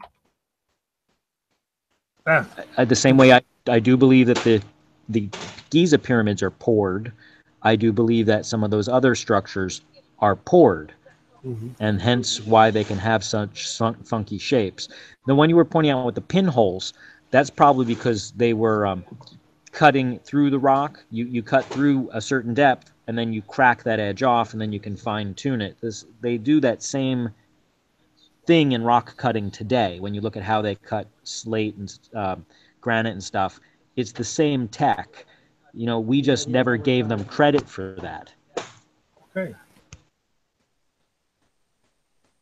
Yeah, That totally changes it, doesn't it, if they were pouring them and making them on site? How come there's no evidence of A working theory, and it's just a theory. I have nothing other than things that I've seen to back it, but that's what I'm going with after all the evidence I've seen. How come there's no evidence of how they made them, though, if you know what I mean? How come we haven't come across a pouring plant or a... Well, basically what that site in Pumapunku in Peru looks like a pouring plant. Because you have actually a plateau that is very level, that is very made of a very hard stone. And all those H blocks and other shapes you have over there, you can put together. Basically, there are also holes that you can pour stones in those kind of shapes. And I also showed in another hangout that you can actually, there are buildings near that site that have the shape of those H blocks and other stone shapes in that area of Pumapunku. So, but also it appears to be, I don't know for sure, of course, but it looks a lot like that site in Pumapunku in Peru was a pouring station for stones. And maybe that's why those stones are magnetic. But actually, you don't have to put a rope around it. You could click those stones together, and because of those magnetic properties, they will stick together. And then you could pour something, and don't have to put bolts in or screws in, because of the magnetic properties of the stones. They click together like magnets. Click, and then you can pour, click them back. Next one, click, pour. Can I ask you something? Do you and Angel think that they were like clay and the clay's hardened up into rock? Something of something that is that you could basically pour liquid stone and then it hardens. And also with those structures I showed, they are melted. So you never know. There were once probably building blocks, but because they were melted by a very strong force, you don't see the blocks anymore because they are fused together. So indeed, it could be, all those structures could be made from poured stones, but because of the big discharge, those stones melted and they fused together, and then you can't see the building blocks anymore because they are basically fused together. Then it's very hard to actually see. Well, I would think at the bottom near the structure where it's still in a good solid shape, that if that was true, you'd be able to see the molding points at that point. So, but it could be that the whole structure was one pour. I don't give these guys no credit. I mean, they've done some pretty amazing things. Oh yeah. But like your hypothesis on the reason for the stone being magnetized. And you do know if you polarize something one way, the other way, one way, the other way, then it is easier to snap it to its right spot because it fits right in, and it's easier to break than when you have two opposite magnets hitting each other. So this is... You mean the energy in the stones, you mean? Well, the magnetism of the stones that he was pointing out, that the with the compass next to the stones, how they are magnetized. It's not, it maybe they are. You know, he put a compass next to it, and you were able to see it going at 90-degree angles. That was engineered. That's not random. Indeed. Yeah, because the stones at Avebury are like that. They've done dowsing sticks, and there's 3 levels in each of these great big stones. 3 different levels of as the dowsing sticks hit that, it starts swinging around, then it stops, it swings around. So they knew that these stones had 3 layers of different energy and frequencies in them, which they needed for however the stone circle worked properly. So yeah, FPV was wondering whether those are the angels working from below, the stuff in the ground, which is to do with his work. But I'm just wondering whether they knew what were in the stones. That's just still amazing, though. Don't you think that they understood all that? It's like if they were this sort of, how can you put it, to us, like nomads, like it's just impossible that they knew so much. They mapped everything out. They mapped everything out, and yet they're supposed to be, well, you know, we're supposed to be much more high tech than them. I think it was the other way around. I do believe, it was one of the guys who's into the pyramids a whole lot and is on the news. He says that we are a society with amnesia, and I do believe that. And part of it is not truly amnesia; it's programmed amnesia. They don't want us to know our history. They don't want us to know, really don't want us to know our history. If we know our history, we'd object to things because rules and things were put into place, like the Magna Carta and stuff like that, because of tyranny. Then we would understand why these building blocks were put into place. But because of things like 9/11 and stuff, and we don't know our history, we easily dismiss the building blocks that were put in place to protect us because we don't know our history. Yeah, and in a sense, when you think about how all these, I know the buildings at the Twin Towers were steel and stuff, but when you saw what happened to them in whatever happened there, it kind of looks a bit like what's happened to these structures, which are stone. I mean, what do you call them now, artists? Maltesers. They've got like bubbles in them. They've got holes in them. They appear to be struck by a strong force that melted the stone, because you can see air bubbles on the surface. It's almost like you burn plastic. If you hold a lighter to a piece of plastic, you can see the same time of shape almost. And it also darkens. It also starts dripping at one point like a candle. It almost has the same.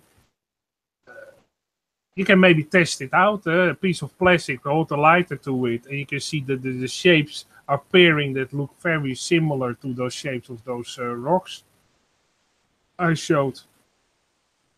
Maybe I have to do that, build a structure in plastic and then put a blowtorch on it and see what happens. Yeah, that's maybe a good example to show how it happened, probably.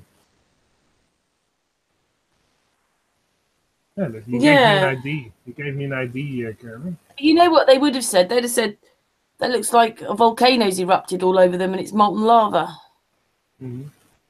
That's what we've been brought up like. That's what we would have been told. That's all kinds of BS. Like, just like Angel said, look over there. Oh no, that's just a pile of dirt. Look at Stonehenge, because we fabricated and built it ourselves. So we know a lot about that structure, yeah, because you built it probably in the 1800s, early 1800s. So they will always want to distract you from something they don't want you to research. They distract you from something. Just like those pyramids in India I found. Just by accident, a guy took 2 pictures It was traveling the road. It was taking all kinds of pictures. That whole road he was traveling. And then I thought, oh, wait a second. And they took 2 pictures of mountains that look very much like pyramids. I don't know if they are, but they clearly have the same shape of a pyramid. So that's sometimes, yeah, you stumble on things that you won't find ever, just sometimes by accident, because you research, and then you find sometimes, sometimes things you're probably not supposed to find. Yeah, they try to hide it. And that's great that we live now in a day and age that everybody has a cell phone to make a lot of pictures. Yeah, and sometimes they make pictures of things they don't understand, but we all will understand, and we say, oh, wait a second, that looks like a pyramid. Oh, wait a second, that looks like that kind of a building, ancient structure. Yeah. So that's a great day that we live in an age now that everybody takes a lot of pictures. So therefore, there are a lot of pictures on the internet that we can use and use for our research.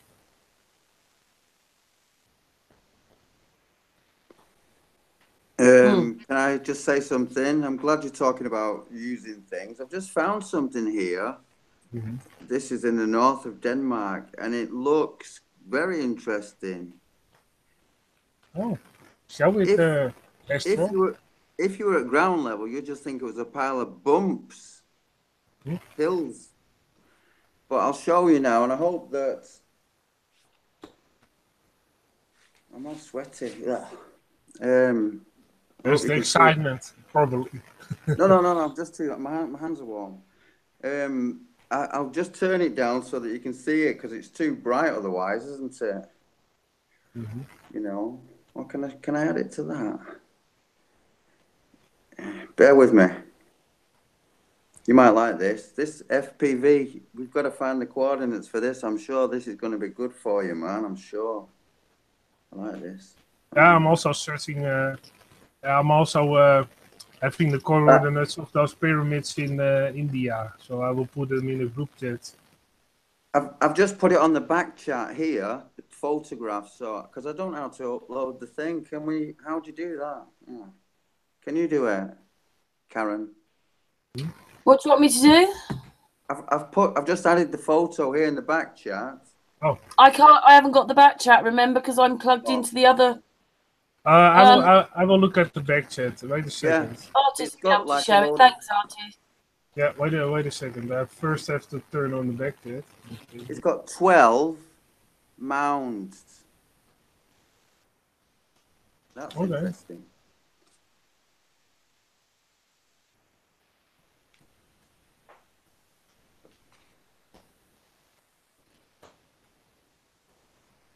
Yeah. That I can see immediately anyway. Mm-hmm. Can you find it, Artie? Is there any way we can wait a second. My computer is just... I have to shut down a site, otherwise the computer is too slow. Oh, sorry. Yeah, I have still Google Earth. I have to shut down Google Earth, otherwise I have Google Earth, YouTube, this, that, on. I have to shut down one, or otherwise... we can't do it all, can we? We're going to crash the internet of the world. Yeah. Yeah. Oh, is that one from the iPad? Yeah. Oh, yeah. I can see. Yeah. I'm going to copy paste it, and then I will show. Got it. Yeah. Just a couple of seconds. Yeah. But it'd be interesting to find what they actually line up, if they line up with anything. But I mean, just that there's 12, that's very interesting in my head anyway. Mm-hmm. Wait a second, I have to re-log in. Wait a second, just a second. I need to make some coffee.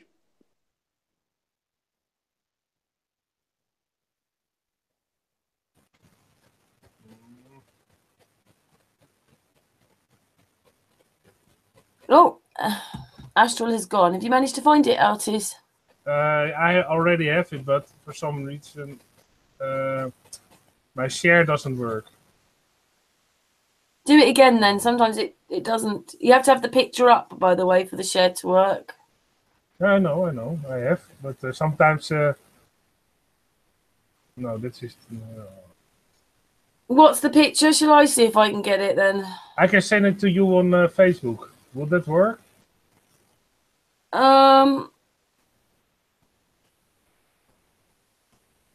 Or I send it to Angel or Patricia. Oh, wait a minute. What's it called again? I'll look it up my end. Or to my messenger, maybe. Oh, I will send it to Judith. Yeah, Okay? I'm on the computer, and it, like you say, getting to Facebook just slows everything down on my computer. Me too. And I Facebook. I have already Facebook up. I will show it. I will send it to you. Though it takes only 3 seconds. 1, 2, 3. I send it to you. Astral, what was it that you found? Tell me again where it is. Yeah, I don't know if you can hear me. I've got the kettle going here. It's an aerial picture of some sort of burial ground, apparently. But it's when I look at it, it's obviously laid out like in some certain pattern. There's 12 of them. I send it. It's a field where is from it? above. I send it to Judith. Do you have it, Judith, on Facebook? But it would be interesting to Yes, find out if it Karen, I lines said up with that you anything along FPV's nodes. Okay. Judith has it. Yeah, you did send it to me, but I've got to get it from. Yeah.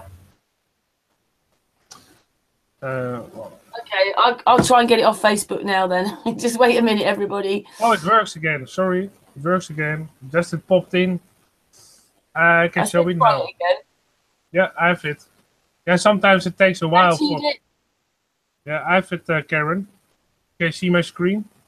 I'm just gonna present you. Yeah, for some reason I couldn't share for a moment, but it now works again. Oh yeah, those are like those things that I've told you about. They're up at Avery as well. Yeah.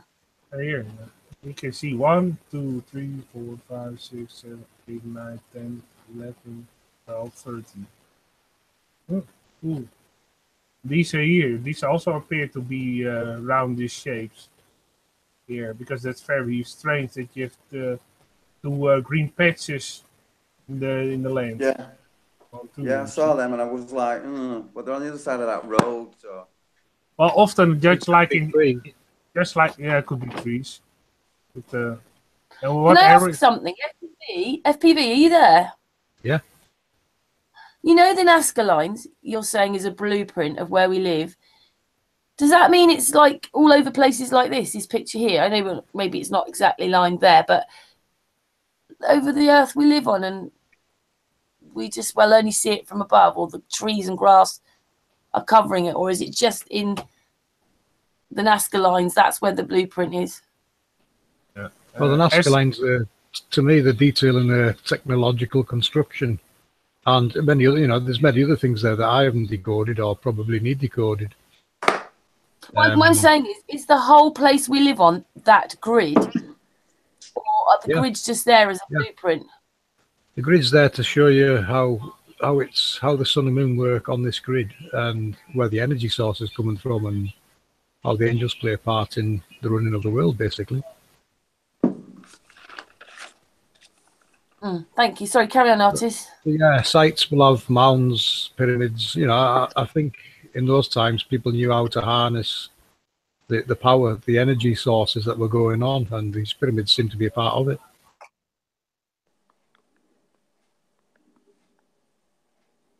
Just for Astro, where is it? Or where? It's in the north of Denmark, and it's funnily enough. So if you type in a road, it's called a town called Lemvig. Okay, in Denmark. In the north of Denmark. But it's funny because that blue map there that FPV has, the one with the sine wave on it, right? I'm looking at it, and it goes through the UK, and then it looks like it's hitting Denmark. Yep. And I figured, it looks kind of like it's in the north of Denmark, so it could actually be. Do you know what? There's a pyramid up there. Would you believe it, Astral? You know, at the very top where the seas meet, there's a pyramid up there, Oh, up by right. those German bunkers. Right. Yeah. In There's a Skane. pyramid there. I found it on a grid. There's a pyramid there. Okay. Yeah, I would Nice. expect to see them anywhere on the ley lines of that grid. For anybody that doesn't know, I'm talking about the very top part of Denmark is a little slither which sticks out. It's called, what's it called? Stagin. Because it's spelled Skagen, but you say it's Skagen. Skane. Skane, that's it. Skane. And my Danish friend lives not very far from Skane, and Yeah, it's where I've the been two there a few seas meet. times. The two seas meet and they crisscross. There's two seas which meet, the North Sea and the East Sea, so they say, but obviously the North Sea is much rougher. You can't go in the sea at that point, and you can see the seas lapping against each other. But what it is before that, there's loads of German bunkers, and they said that they were put there because obviously across the water is Norway, Sweden. A war. It was about gaining control of the entrance into this area where Norway, Sweden, and all these other countries were. But there's loads of bunkers there. But there isn't in there somewhere, in that lot there, because there's a mound of earth and hills and bunkers and what do you call it? What's the other thing you have? The grasses, because it's all sand dunes. It's all sand dunes. Oh, yeah, clit. They call them clitter. Clit. With a K. There's loads of sand dunes at this part of... I mean, there's a great big sand dune going across the top of Denmark. It's the biggest, what do you call it, desert in the north.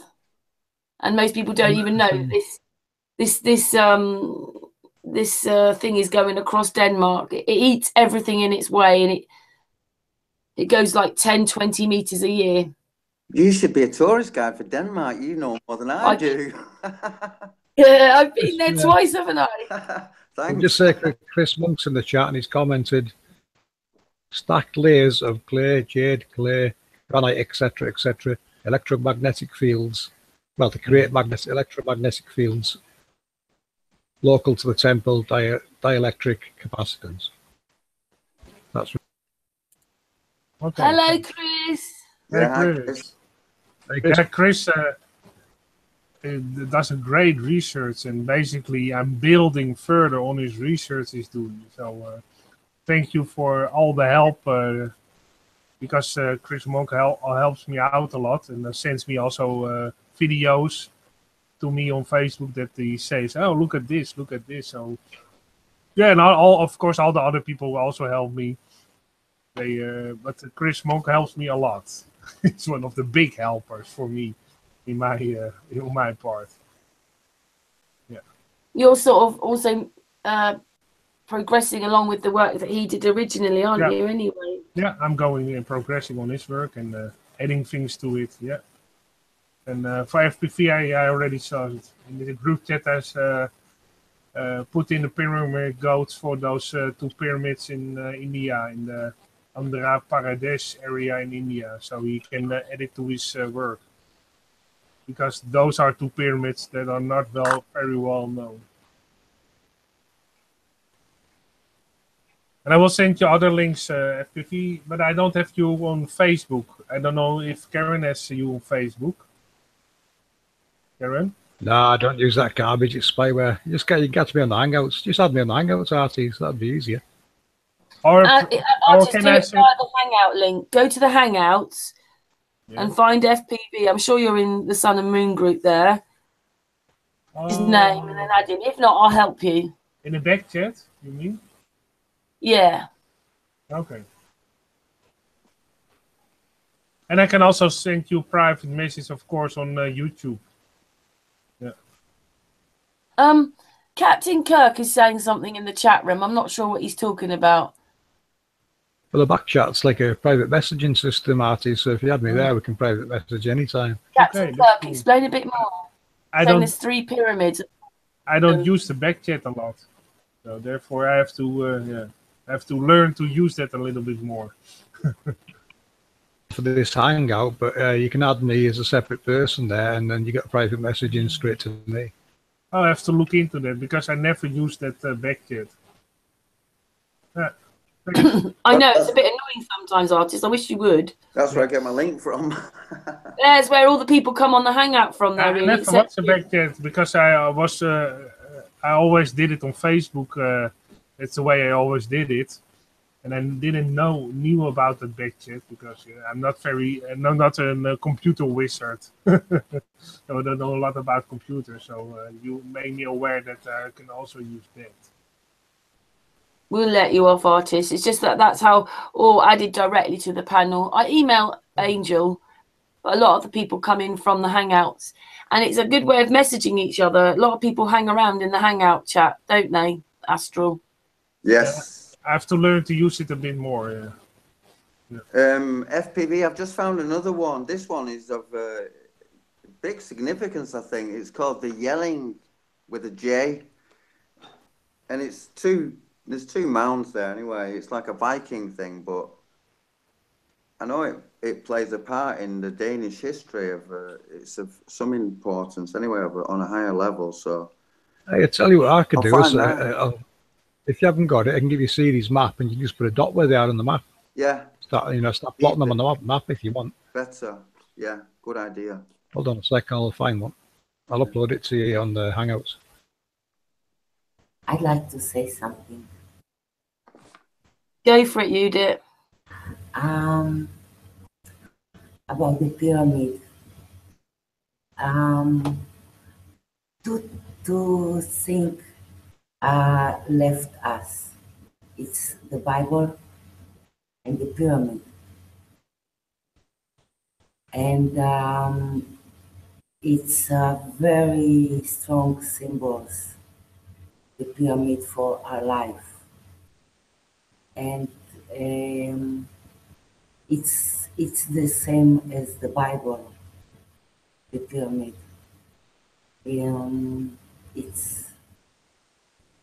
We're looking for evidence,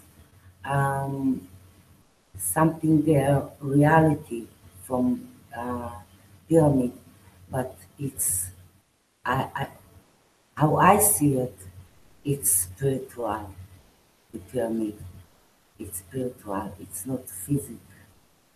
It's, for me, it's meaning totally spiritual, and how we should see the life, how we should let God see through us life in this triangle, this shape, through this shape, and through these three options that we've got in life, always three options.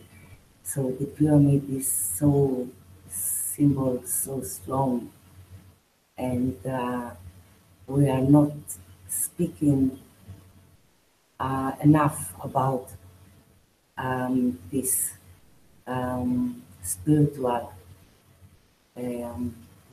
pyramid.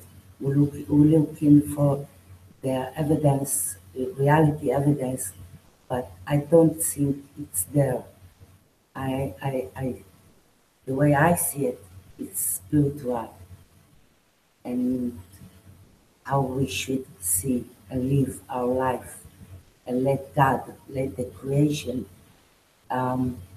see life through me, through my eye. So it's the eye. So it's double meaning. Yeah, that's what I want to say. And, thank you, Judith. And I don't think there is somebody try to hide something from us, because it's simple, and the answer is there. It's very simple. And who they were, this teacher, they want us to discover this truth. They want us very much to discover this truth. This is how I see it.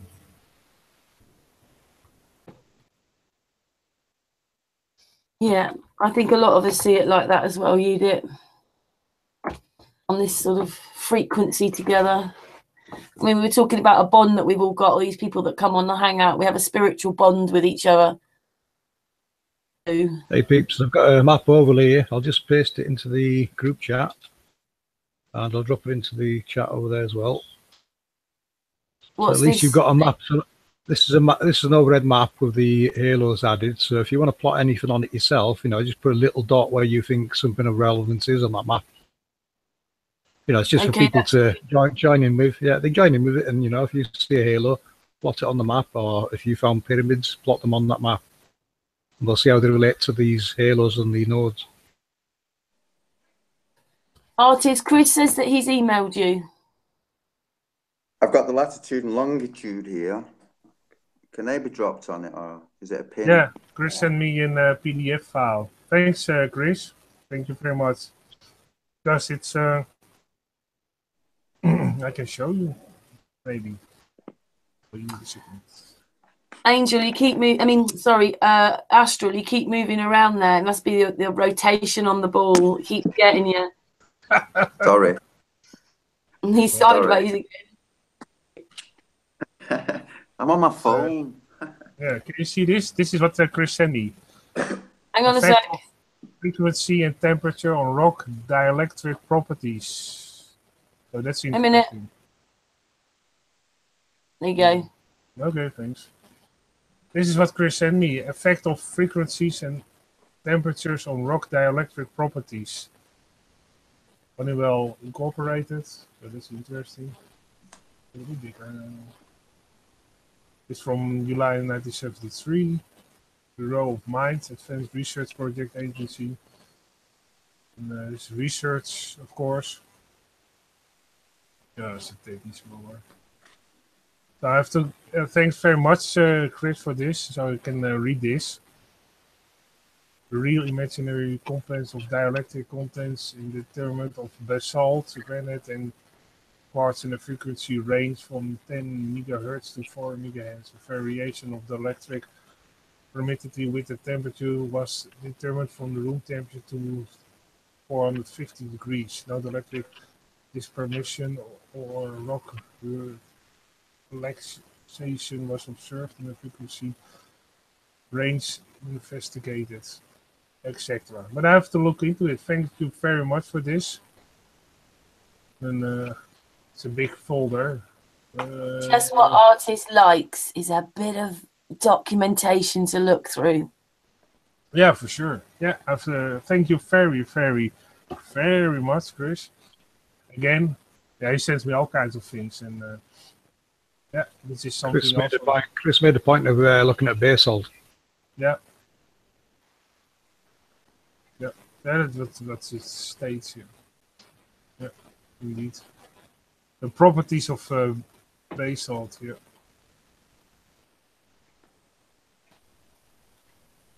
Yeah. Captain Kirk says you're Inspector Artist. Inspector Artist. Just kidding. He was good. I used to rush home from school to see that. Yeah. Don't be melting rock in your living room now. It has to be done outside. When you heard on the news, just on the news today, on the German news, an investigator named Ray Koos has put a big hole in Germany because he was melting rock. Yeah, he's broken it. It ran wrong. A big strike happened in Germany because of artists were doing some experiments. Yeah, who knows? I'm just kidding. Yeah, turning into a wizard. Well, I'm going to do an experiment with plastic because if you burn plastic, I want to see what happens if it becomes fluid. Or maybe a big candle, and then carve out a structure and then melt it and see what happens. And yeah, just some experiments. Angel, you've been a bit quiet tonight.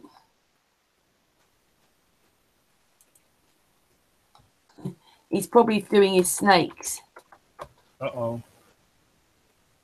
I'm going to go and grab a brew. I'll be back in a minute. Angel the snake. Yeah, I want to make a quick drink in a minute. I need Angel to come back and talk. You need some adverts. It's some adverts, Canon, for toilet breaks. Artist likes playing his little, what do you call it, mouth organ. Yeah, can always play some mouth organ between that everybody can take a drink, and then I fill it up. Because I already got my brew. Fine then, I'm just going to go and get a quick drink. 2 minutes. 2 minutes? Do you want to hear some music, guys? Hey, I'm gonna have to go. I'm up in the morning early, so I'm gonna have to go. But wait till I get back, Astral. Wait till I get back. Just let me go and get a drink, and then I'll take. Karen wants to give you a hug before you go. Yeah, hang on. So let me go and get a drink. Yeah. Karen is getting a drink. Karen is getting a drink. She won't be long away because she's getting. Hey, Artis. Yeah? While she's away, well, it doesn't have to do it while she's away, but while there's a downtime, I wanted to say that, you know, it is possible to melt rock. We call that lava. And it is possible that at some point in the past, we either had some sort of a huge solar flare, or they had some sort of a nuclear type device or something that would achieve high temperatures. Or maybe they had, what was that? Well, something where they could produce heat to melt it. But the way they look like candle, that is quite amazing. And that's why I'd like to, if with the viewers that she has, see if potentially somebody can get there and get pictures more close up of the structure inside of it to see if it was carved or if it looks more like it's molded inside, where the structure is still intact and hasn't been melted. Oh yeah, also just to see what type of technology was used. Also very close to the surface. They've you taken a micro shot of a small distance, but very close by, that you can see the structure of the stone. But we always see it from a couple of meters away. Just like with Devil's Tower. Somebody took a picture very close by, only a couple of inches from the surface, and you could see all the minerals in that. And you can't see that from a distance. Yeah. So it would be cool if somebody lived in that area and took a photo of that structure. Also from close by. Yeah, and the fact that these guys were able to construct rock with, I'm assuming, fine metallic particulates or something that is holding the magnetism, and do it in such a pattern, just documents that they knew the technology and that they knew how to manipulate it. Indeed. That's why it's one of the last videos of Brian Forrester. One of his last videos about Puma Punku. Then because he has a better camera now, he puts on every side where he goes, he puts a compass to see what happens. And I was amazed by indeed that the needle turned 90 degrees back, or 45 degrees. Yeah. And indeed, like you said, it was engineered in that way. It's not by accident. I'm back. We're already back. I'm back. I've got my cup of tea. Here's yours. Astral, did you say that you wanted to go to sleep? You're muted. You're muted. Mute yourself. There we go. Yeah, I've got to get up early in the morning for work. So and it's 12:30 here almost. So thank you very much for watching the Bro and Santos hangout, because that was quite a long one, wasn't it? It was about 7 hours. Yeah. That was awesome. No, that was awesome. A lot to learn then. If no one's seen it yet, watch it. You know, a lot to learn. You're in the same time zone as me. It's almost 12:30 here. Yeah. I'll keep listening, but thanks for having me. And pleasure, Astral. Big flat earth hugs to you. Big flat earth hugs. Thanks, man, for all the information you brought to the.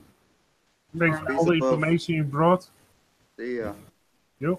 He's saying Yeah, thanks so for the information, Angel. Artist. Oh my goodness, all the A's. Astral, Angel, artist. Yeah. Sorry, what was Angel talking about as I came back? What was he saying? I was talking about how the pictures he was showing of the structures that are melted, that they do look like they're melted. And, you know, we know that technology exists. We call it lava. And we know we have the technology ourselves to make it do that. We call that nuclear fission. Plus, I think we can actually melt rock in a furnace. But it just shows that either there was some sort of a solar flare or that somebody at some point in the past had the technology to artificially make that much heat. But, you know, it is evidence that I think that they are truly melted like he shows. I mean, they wouldn't have constructed them that way, I don't think. Oh, the sun or moon got a bit too close at some point. Well, indeed, they that is where... Who was that god that borrowed his, or the sun borrowed his wings and flew close to the sky? Maybe that's where he landed. Yeah. Joke. No.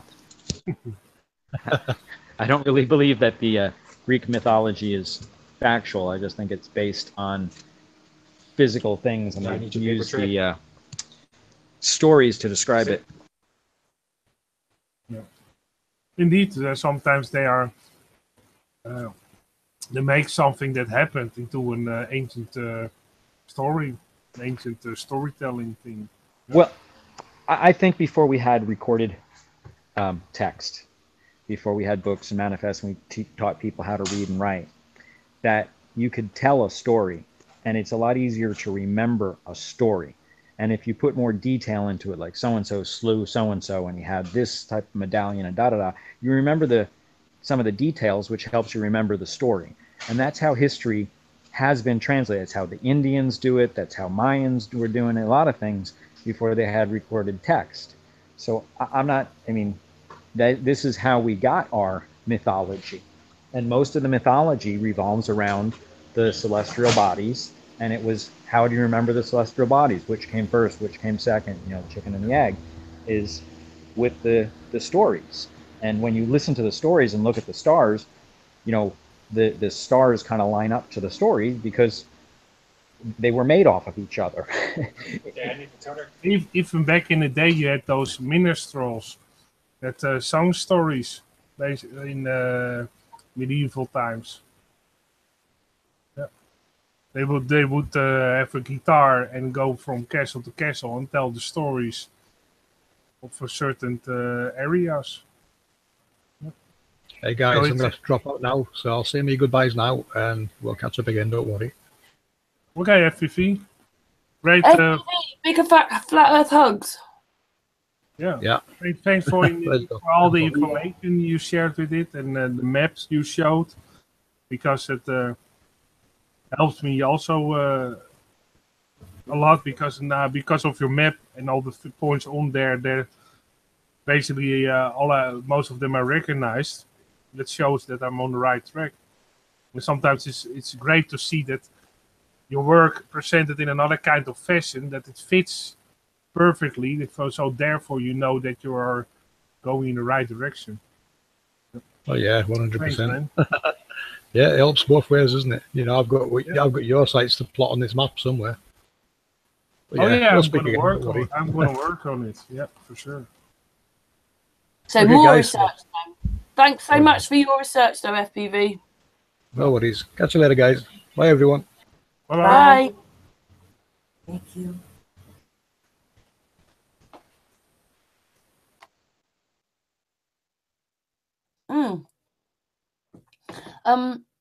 What else do you want to talk about tonight, guys? Angel artist. Well, I covered. I'm just listening. I've covered most of it. What I want to talk about. The rest is still. The rest is not finished. The rest is basically still in the works. Artists, when you are going to the desert, the first thing that you feel, you, you feel your body is live. Probably because of the magnet in the stone. Oh, for sure. Yeah. Yeah. I also sat on. We have those dolmens here in Germany, and close to basically they're on the border of the Netherlands and Germany. There are a lot of those dolmen structures made of big stones on top of each other. And when you sit on them, you can actually feel. Yeah, you can feel the Reaction. yeah, the reaction of the stones. You can feel you feel it. You feel it. You feel some sort of charge going to your body. For sure. Yeah, for sure. Yeah. That's why next time. Nice feelings, don't you, when you're going near these things? A nice awe. You feel a nice awe. That's why next time I will bring a compass, move it on those stones to see what happens. Yeah, because most of those dolmen-shaped structures have also their entrance, because sometimes they have something that looks a bit like an entrance. It's basically two stones outside of the structure that appears to be door-shaped a bit. And they always head facing south, sometimes east, but most of the time south. But I will, next time if I'm in the Netherlands, I will bring my compass and also make a video what the reaction of the compass is on those stones. Because I've never seen it done. Brian Forrester did it, and then I thought, well, I have to do it also. So I have encouraged everybody, if they have a compass and they have an ancient structure nearby, go to it with your compass and move the compass on the stone, slide it across in all directions and see what happens. It wouldn't surprise me that they are magnetic properties in them, and that you can see, just like in the stills of the video of Brian Foster that showed it, the needle will move around. Oh, nice. I was very surprised.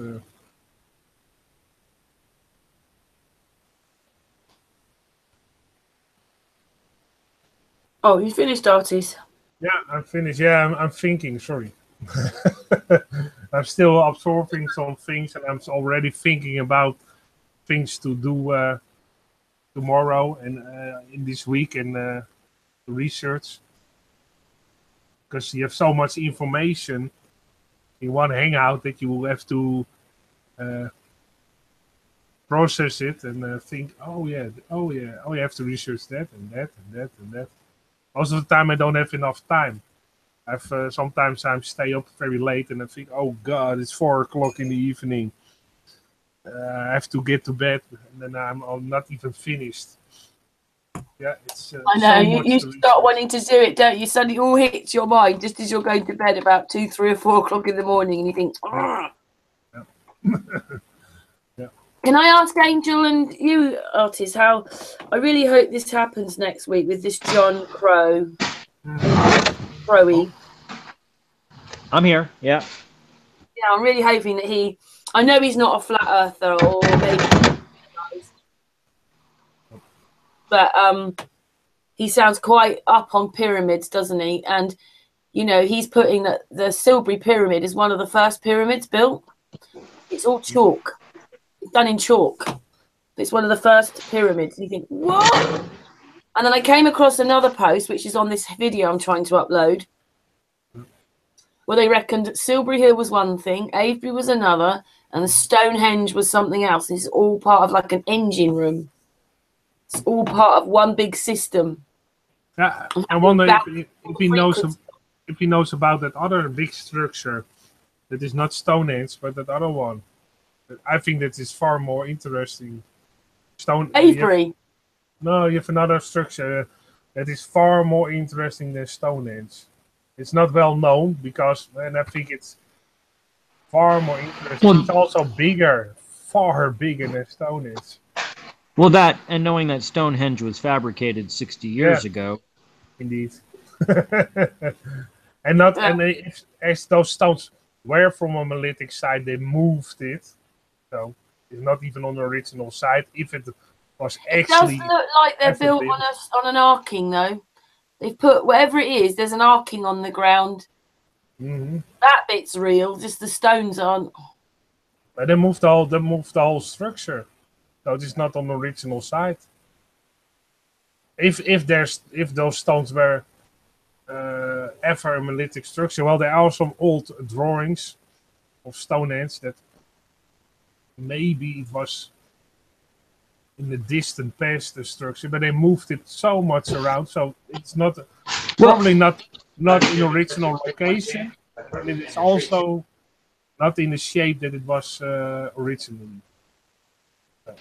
Well, it is conceivable that the Druids or whoever it was that re-engineered Giza, or not Giza, Stonehenge, who fixed it in the mid-1900s, may have had original knowledge of the structure. Just like I really think that the Pope over there in Rome probably has some knowledge, if he ever read the books, that would quite surprise him.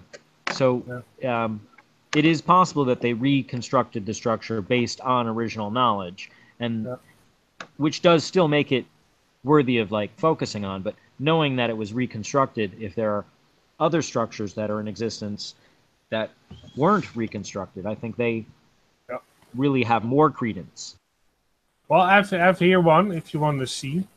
This is Calendish stone circle on the Isles of Lewis. That was never tampered with. And if you go a couple except for we moved some of the rocks to build roads and stuff through it now. Yeah, maybe they extracted here. And you can see also the alignment. Capella Rise, BC 1800. Tropic Full Moon Rise relates to it. This is the Palladius Rise. This is the equinoctial sunset. This is lined up with the true south and north. So the true Mediterranean is over here. It's lined with a lot of things. This is basically from 1909, a drawing of that site. So this site lines up also with a lot of things. And I think, to me, this looks more interesting than Stonehenge, but maybe it's just me.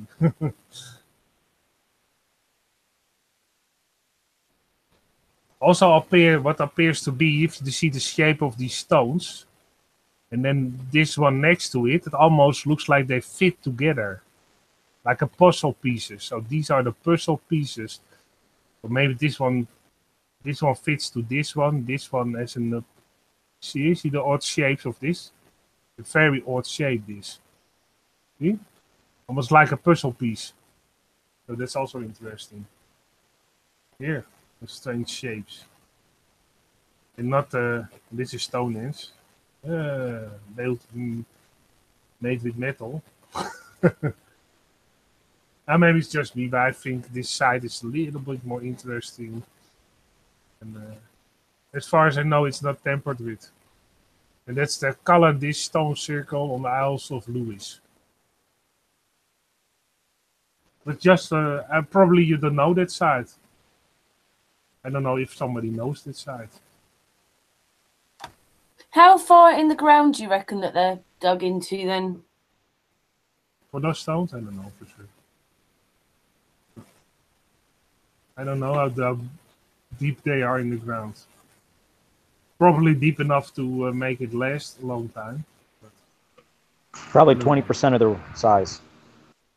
Okay.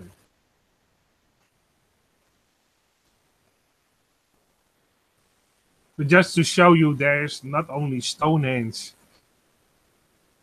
but there's also another side that is also very interesting. I think what you'll find is a lot of these ones that are still standing and aren't tampered with are places like Ireland, Shetland. They're not in the public view, and this is how they can always pretend like, oh, there's just Stonehenge and Avebury. There's just a couple of them. You can't help the ones that are visible, but there's a lot that are invisible. I mean, I even found another little pyramid in Marlborough. It's called Marlborough Mound. And right in the middle of this street, it's on my next video I'm uploading. Is this little step pyramid and they built all the houses around it. Yeah, that shows you that a lot of times there are a lot of pyramids and other melodic structures that aren't well known. And just like Ancient said, I think it's a great thing how he said it. I liked it very much. Look over there at that structure, but don't look at that pile of dirt, because that's not important. They always want to point you in a direction that fits to their the thing that they want to present. So they always want to get the attention of the structures that fit in their puzzle, and not the structures that don't fit in the puzzle or say another story. So that's why I think sometimes certain melodic structures and ancient sites are not talked about, because they don't fit in their structure they want to present about the history. And then they also don't want people to research it, because if they always want to point you in the direction they want you to go in. And that's why I research all kinds of other structures. Do you want me to show the little video I found about this? It's called Merlin's Mound, Marlborough, 10 miles away from Silbury Hill. They have white horses chalked into the ground. I'll just present it then. Hang on, let me get it like that so everybody can see it.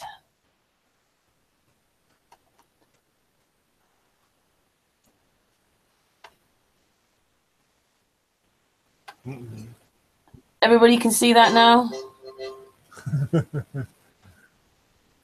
I see. I can see the screen. I'm just going to present it. Oh, bouncing around all over the place.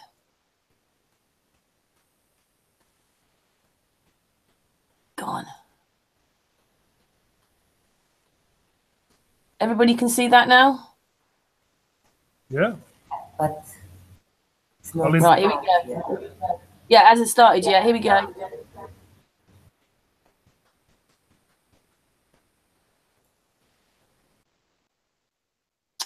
It's going to play up, isn't it? No!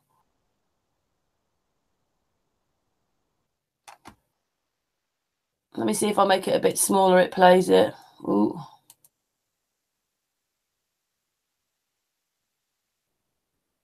Will it play? It's not going to play, is it? But this is it. This is it. This is another pyramid in.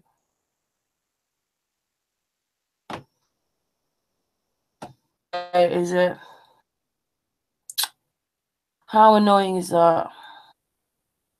Well, everybody can see the name of the video, so they can always. Yeah, it's just I don't know why it's not playing it now. I haven't got that much. There you go. There it is.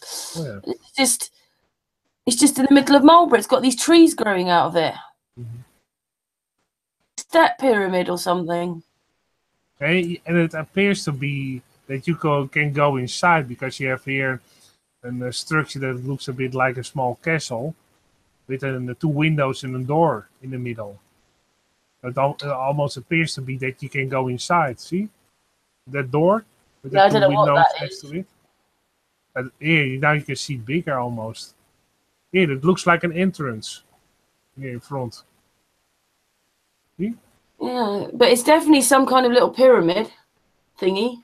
Yeah, and they built they built an entrance building. But you can walk up that and walk around it and walk up to the top. You could actually go onto the top of that. Oh, it's a spiraling road going to the top. Yeah. Yeah. But I mean, there's a street with houses all around it, and then this thing in the middle with trees growing out of it. Yeah. We have Sorry, one it's also. a bit. We also have here in Germany one dolmen that is in an area with houses. And you have a small. It was funny. It was a small dolmen, just in the middle of a neighborhood, in a small park, and there was the dolmen. And I was photographing it, and then the guy walked up to me. Now you are finally going to demolish that old playing site. I said, no, that's an ancient structure. Oh, I have lived here for almost 10 years, and I thought it was an old playing site for children. I said, no, it's a monolithic structure. That's what we realise it is now. I'm sorry, it's a bit slow, but that looks pyramid-like, doesn't it? In the middle of Marlborough. Yeah. Anyway, my computer's messing around, so I'll just stop. That guy probably thought that I was from the government, and then that I was measuring for a new playing site for children. But I was photographing that dolmen structure. Yeah. So sometimes indeed they are surrounded by housings. Yeah. They are sometimes in the middle of a neighborhood. Yeah, I didn't even know that myself, that there's another mound in Marlborough, which is like, from where I live, it goes Newbury, then it goes Hungerford, then it goes Marlborough, and then it goes to Caen, and just before Caen is all the stuff with Avebury and Silbury Hill. But so Marlborough, I didn't know that mound was in Marlborough. I've lived around here since the 1990s, so thought I would know that. But hey, they don't you learn tell you something new every day. Oh yeah, for sure. Yeah. So these things are just appearing everywhere. Yeah. No, these things are just showing themselves suddenly everywhere. Yeah, because you are doing research about them in your area, and then you will find them. But yeah, just like what Astros showed us in Denmark. Those pyramid shapes, and there weren't a lot of pictures of them. There's a couple. So sometimes even, there are only, just like those pyramid shapes I showed in India, only 2 photographs, nothing more. So sometimes there's a lot of material from certain sites. Well, if anybody comes across any of these things, like sees pictures or realizes they've got a halo which FPVs work, or there's a pyramid up the road, always let us know here on Sun and Moon, because Angel, Artist, FPV, all interested. Stan, his work as well, so we're all interested. We'll help each other. Yeah.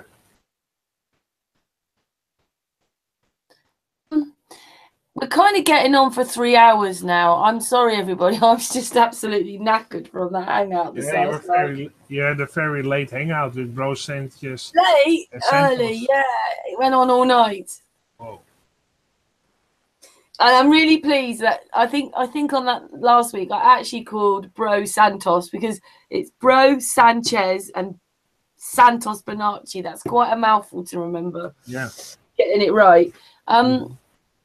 Angel, I said again, we haven't heard much from you. Is there anything you'd like to put in? Because obviously we've been going nearly 3 hours. Well, I had some things I'd want to talk about art to set, but I think it would be probably better right after the hangout. But oh, you can talk about it. It's okay. We'll talk about it if you want.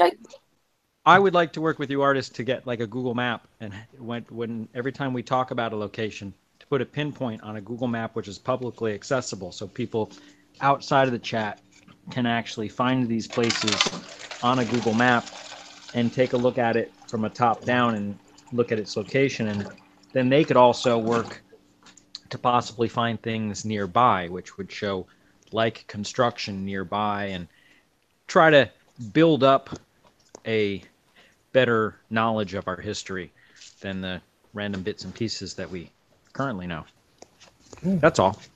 Yeah, that will be great. Because as far as one of the other things I'm pretty decent at is computers, so I'd be glad to help you on that side. And Yeah, I also, I'm one not of the very things that I've been meaning to get from you is one of the first chats we had, you pulled up a picture of the third largest structure on the plateau that had a small opening on the west side, yeah. that east side actually, that drew my attention to. I'm trying to get. I know it's in the chat, but I'm actually trying to get that picture because I want to print it out so I could actually use it in some of my presentations in hard copy format. I sent you the picture on Facebook, the site on Facebook. Right. This. Well. Okay. I know. You know. You may have. There were some things on Facebook you sent me. I don't know if one of them was that picture, but if not, I will send I will you. look. I will send you it again. Maybe it's just lost in all the messages. Yeah, that could be Yep. true. Facebook is not something I'm good at. Oh. Well, while computers may be, Facebook is not. It doesn't qualify. Okay. Well, I will send it to you again. No, that's fine. You can do it on Facebook, or I can look on Facebook. I have to dig into Facebook more, and I kind of need to be at a computer to do that. And right now, I'm at the disadvantage because you're talking to me on a telephone. Maybe if you, I don't know if you have a second. Maybe you can find the actually. We can link. do it. Yeah, you had done it with a weird search you had done it on, and I was trying to reinvent the wheel, and I couldn't find that exact same picture. But that is maybe not. It's on Flickr. Basically, it's a site with all kinds of a lot of photographs, and what it was in his folder. So you have a lot of pictures. You actually have to scroll down. That's right. You did send me the link, and it had lots and lots of pictures. I do remember that. And if you scroll down all the way down, but then you scroll, then you think you hit the bottom. No, you have to wait a second, and the further the photos load. And if you scroll down, you will find the picture, and all the pictures he took because he does it in a row. So he takes a picture, next picture, next picture, and then he puts them in folders. folders. Loads some more. Yeah, right. So I think you did actually send me. Basically, if you go back, if you scroll all the way down, you have 1, 2, 3, 4, 5, 6 to maybe 20, and then you can go back and forth. And that guy says, I think maybe 500 pictures about the Giza Plateau and the surroundings. All very sharp. But I will resend you the link again. Yeah. Okay. Well, I thank you. Yeah, because I'm trying to. Problem. That whenever I refer to it, because I'm getting more to the point where I'm trying to include that when I'm talking about the plateau. Yeah. Depending on what level I'm talking to people at, it's kind of like if you're talking about an airplane to somebody. First, you start talking about what the wings do before you start talking about those little fine needles that come off the edge of the wing. Because if they don't know how the wind turbulence works, those fine needles that come off the end mean nothing. You know what I mean? Those little, newer planes, how they have a little antenna sticking off the wing backwards. It helps with the air so it doesn't slap together as aerodynamics and stuff. But we only know that because of wind tunnels and things that we learned over time. A lot of it has come since the Wright brothers flew their airplane at Kitty Hawk. Indeed.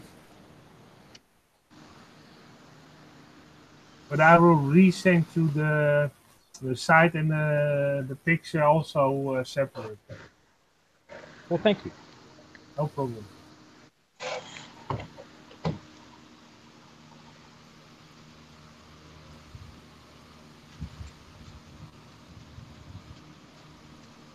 Now, do you find some of your stuff just by randomly looking, or do you have a book or a rabbit hole that you're digging through? It almost appears that way. Yeah? Well, I have a strange ways of. What I do, I go randomly to photos. So then I have a certain site. Then you have on Google Earth, it's connected to Panoramio. If you click on a photo, you can go to Panorama. Then you can go to the site of actually that guy that posted the pictures. If you click on his name, and then you can see what all kinds of things he photographed. And then he has sometimes folders for different kind of topics. And then sometimes people have certain kind of topics and folders, ancient structures, this, blah, blah, blah. And then you go through those pictures. And sometimes there are 500 pictures. And then it's nothing, already seen it. Oh, that's interesting. So it takes a lot of time. Sometimes, most of the evenings, what I do is flip through photos. There's one after the other on sites, on the channels, on Panorama links. There are 2 sites on Flickr. And I type in a certain location, India, ancient structures, India, just random. Then some things pop up, and I think, oh, those photos look interesting. Click on the photo, click on the site, and then go to the folder of that certain topic, and I flip through all the photos, and I see what pops up. I don't know sometimes, and then I see something. Oh, pyramids.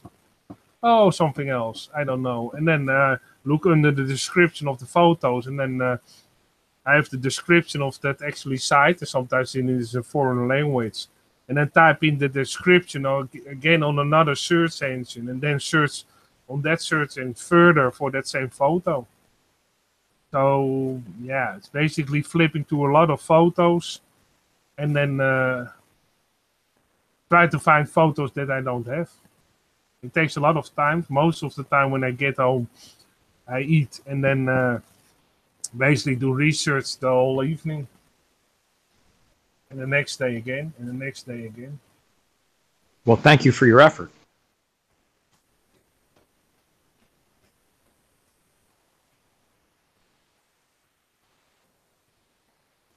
I hope I explained it in a good way. So I was just muted there. Yes, you did, Artis. Thank you very much for all your effort. Hours and hours. You said you got me a million. Thanks to you for the time that you invest. I can even show. Maybe I can show you how I work. Maybe you find it interesting how I do research. We can do a hangout, you and I, sometime, because I'd like to actually see it. But we don't need to worry about that right now. And I'm not at a computer, so I couldn't really. It wouldn't help me right now. And we can see how I do it. Well, maybe you can arrange to do a hangout together after today. Yeah, that's what I said. With Angel. He's on my Facebook. I'll ping him on that. Yeah. I can share my screen. Can you see my screen now? Yeah. Yeah. Yeah. Yeah. This is Flickr. I typed in Ancient Russia. Maybe I typed it. Sometimes it helps if you type it in the. Yeah, you can see this. Oh, it's this. Click. Never saw it before. Then you see this guy, and it's Antonio Tenkov. You click on his name, and you go to these albums, and then you can see what he photographed. And then you flip through it. Oh, this is Portugal, other sites, blah blah blah blah blah. So he actually took these pictures, a lot of them, or he collected them? And sometimes he took them himself. Here it appears to me more that he collected them because they are very random. See, they are not in a row. And black and white. So this is basically a collection of photographs. But sometimes, if you type something else, you find that you can see that the photos are in a row from different sites. And then you are sure that the guy took them himself. So sometimes it's a collection of photos. And sometimes it's more the type that is in a row. I can type in that one I researched today, the Midas monument, for instance. And then I go back here to the Midas monument. Here we go. Click. Then you go to this side of him. It is basically his name. And then you go to albums because he put it in all folders. Here you can see all the. And you basically have to find that structure here. Here it is, 80 photos. And then you scroll down again, and here are the photos. See?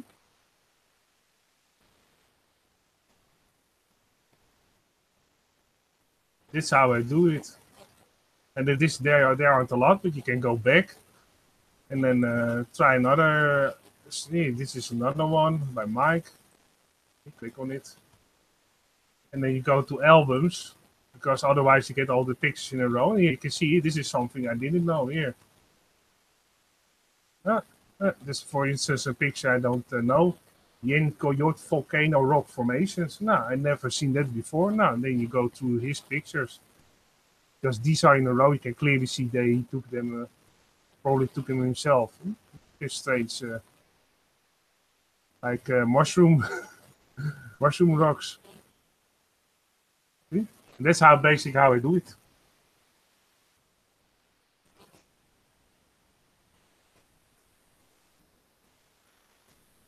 I hope that helps.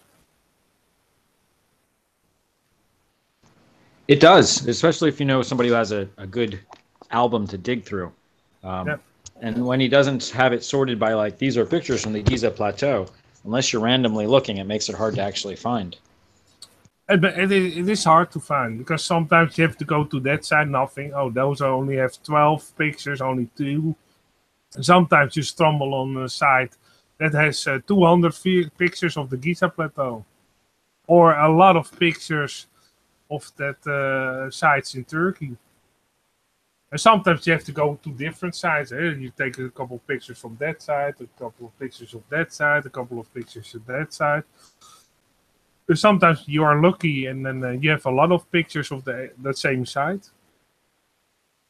But this is how I do my research. And then I find, like I showed, those mushroom type of rocks. And he was smart enough to write the name of it. And then you type in that name just on the Google search engine, and then you find other things. So it's just flipping through photos on different sites. Flickr is just one of the many sites I use for my research, but also randomly on Google. And then sometimes you go to a site, find the site, there are more pictures. So it's, just digging for pictures.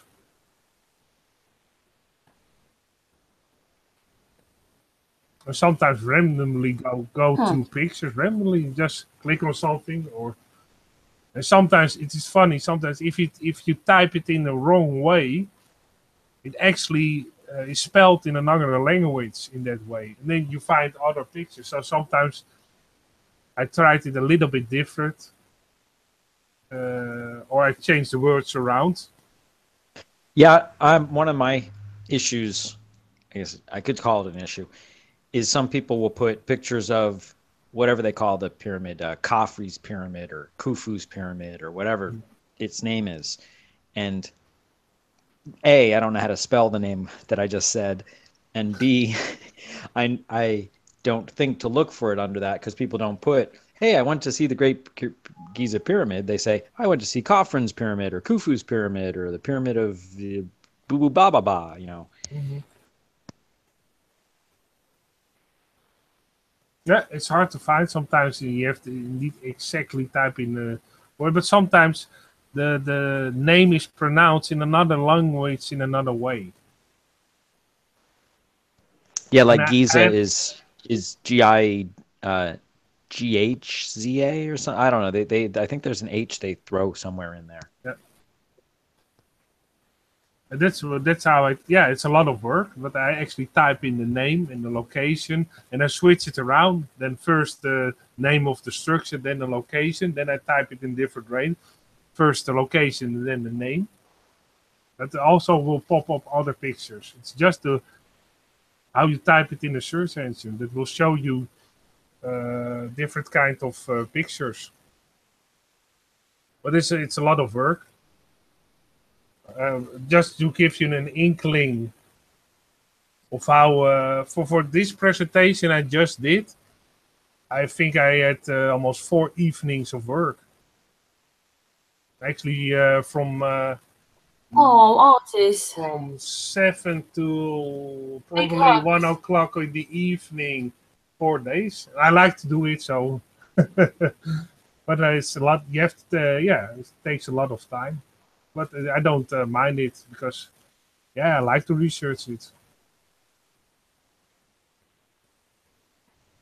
It's not always work if it's your hobby. Yeah. Yeah, we've all got big hobbies at the moment, haven't we? Mm-hmm. Well, mine's like 7 days a week. Yeah. One way or another, one thing or another. Well, when you are a researcher, you invest a lot of time in your research. Yeah, it's just like that. But I like it. Angel, I'm just emailing you with a link that Chris Monk sent everybody. Yeah. He sent it to me to send out to everybody. I know that he probably sent it to artists anyway, but I've sent it to FPV and I'm sending it to you via email now. Yeah, thanks.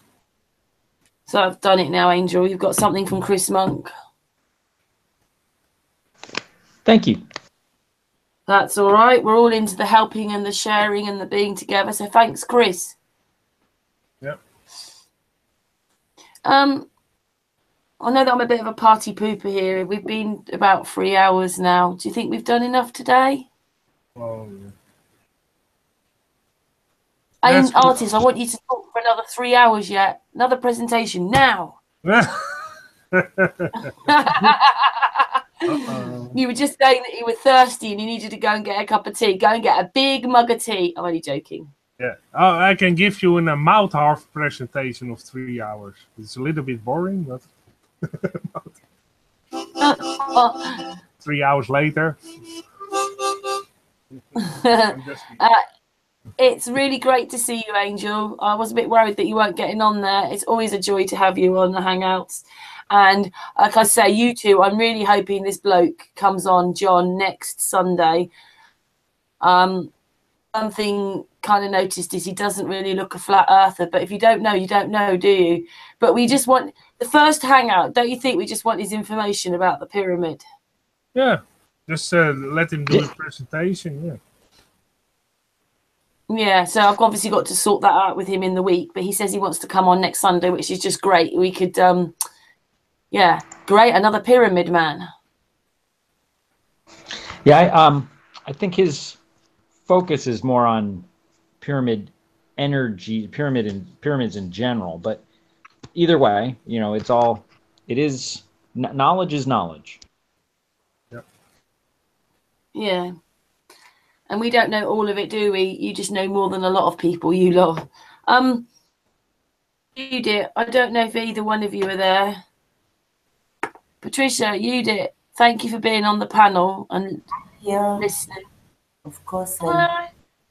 If everybody understands, it's 2 o'clock in the morning for Judith. She's a little soldier, you are, Judith.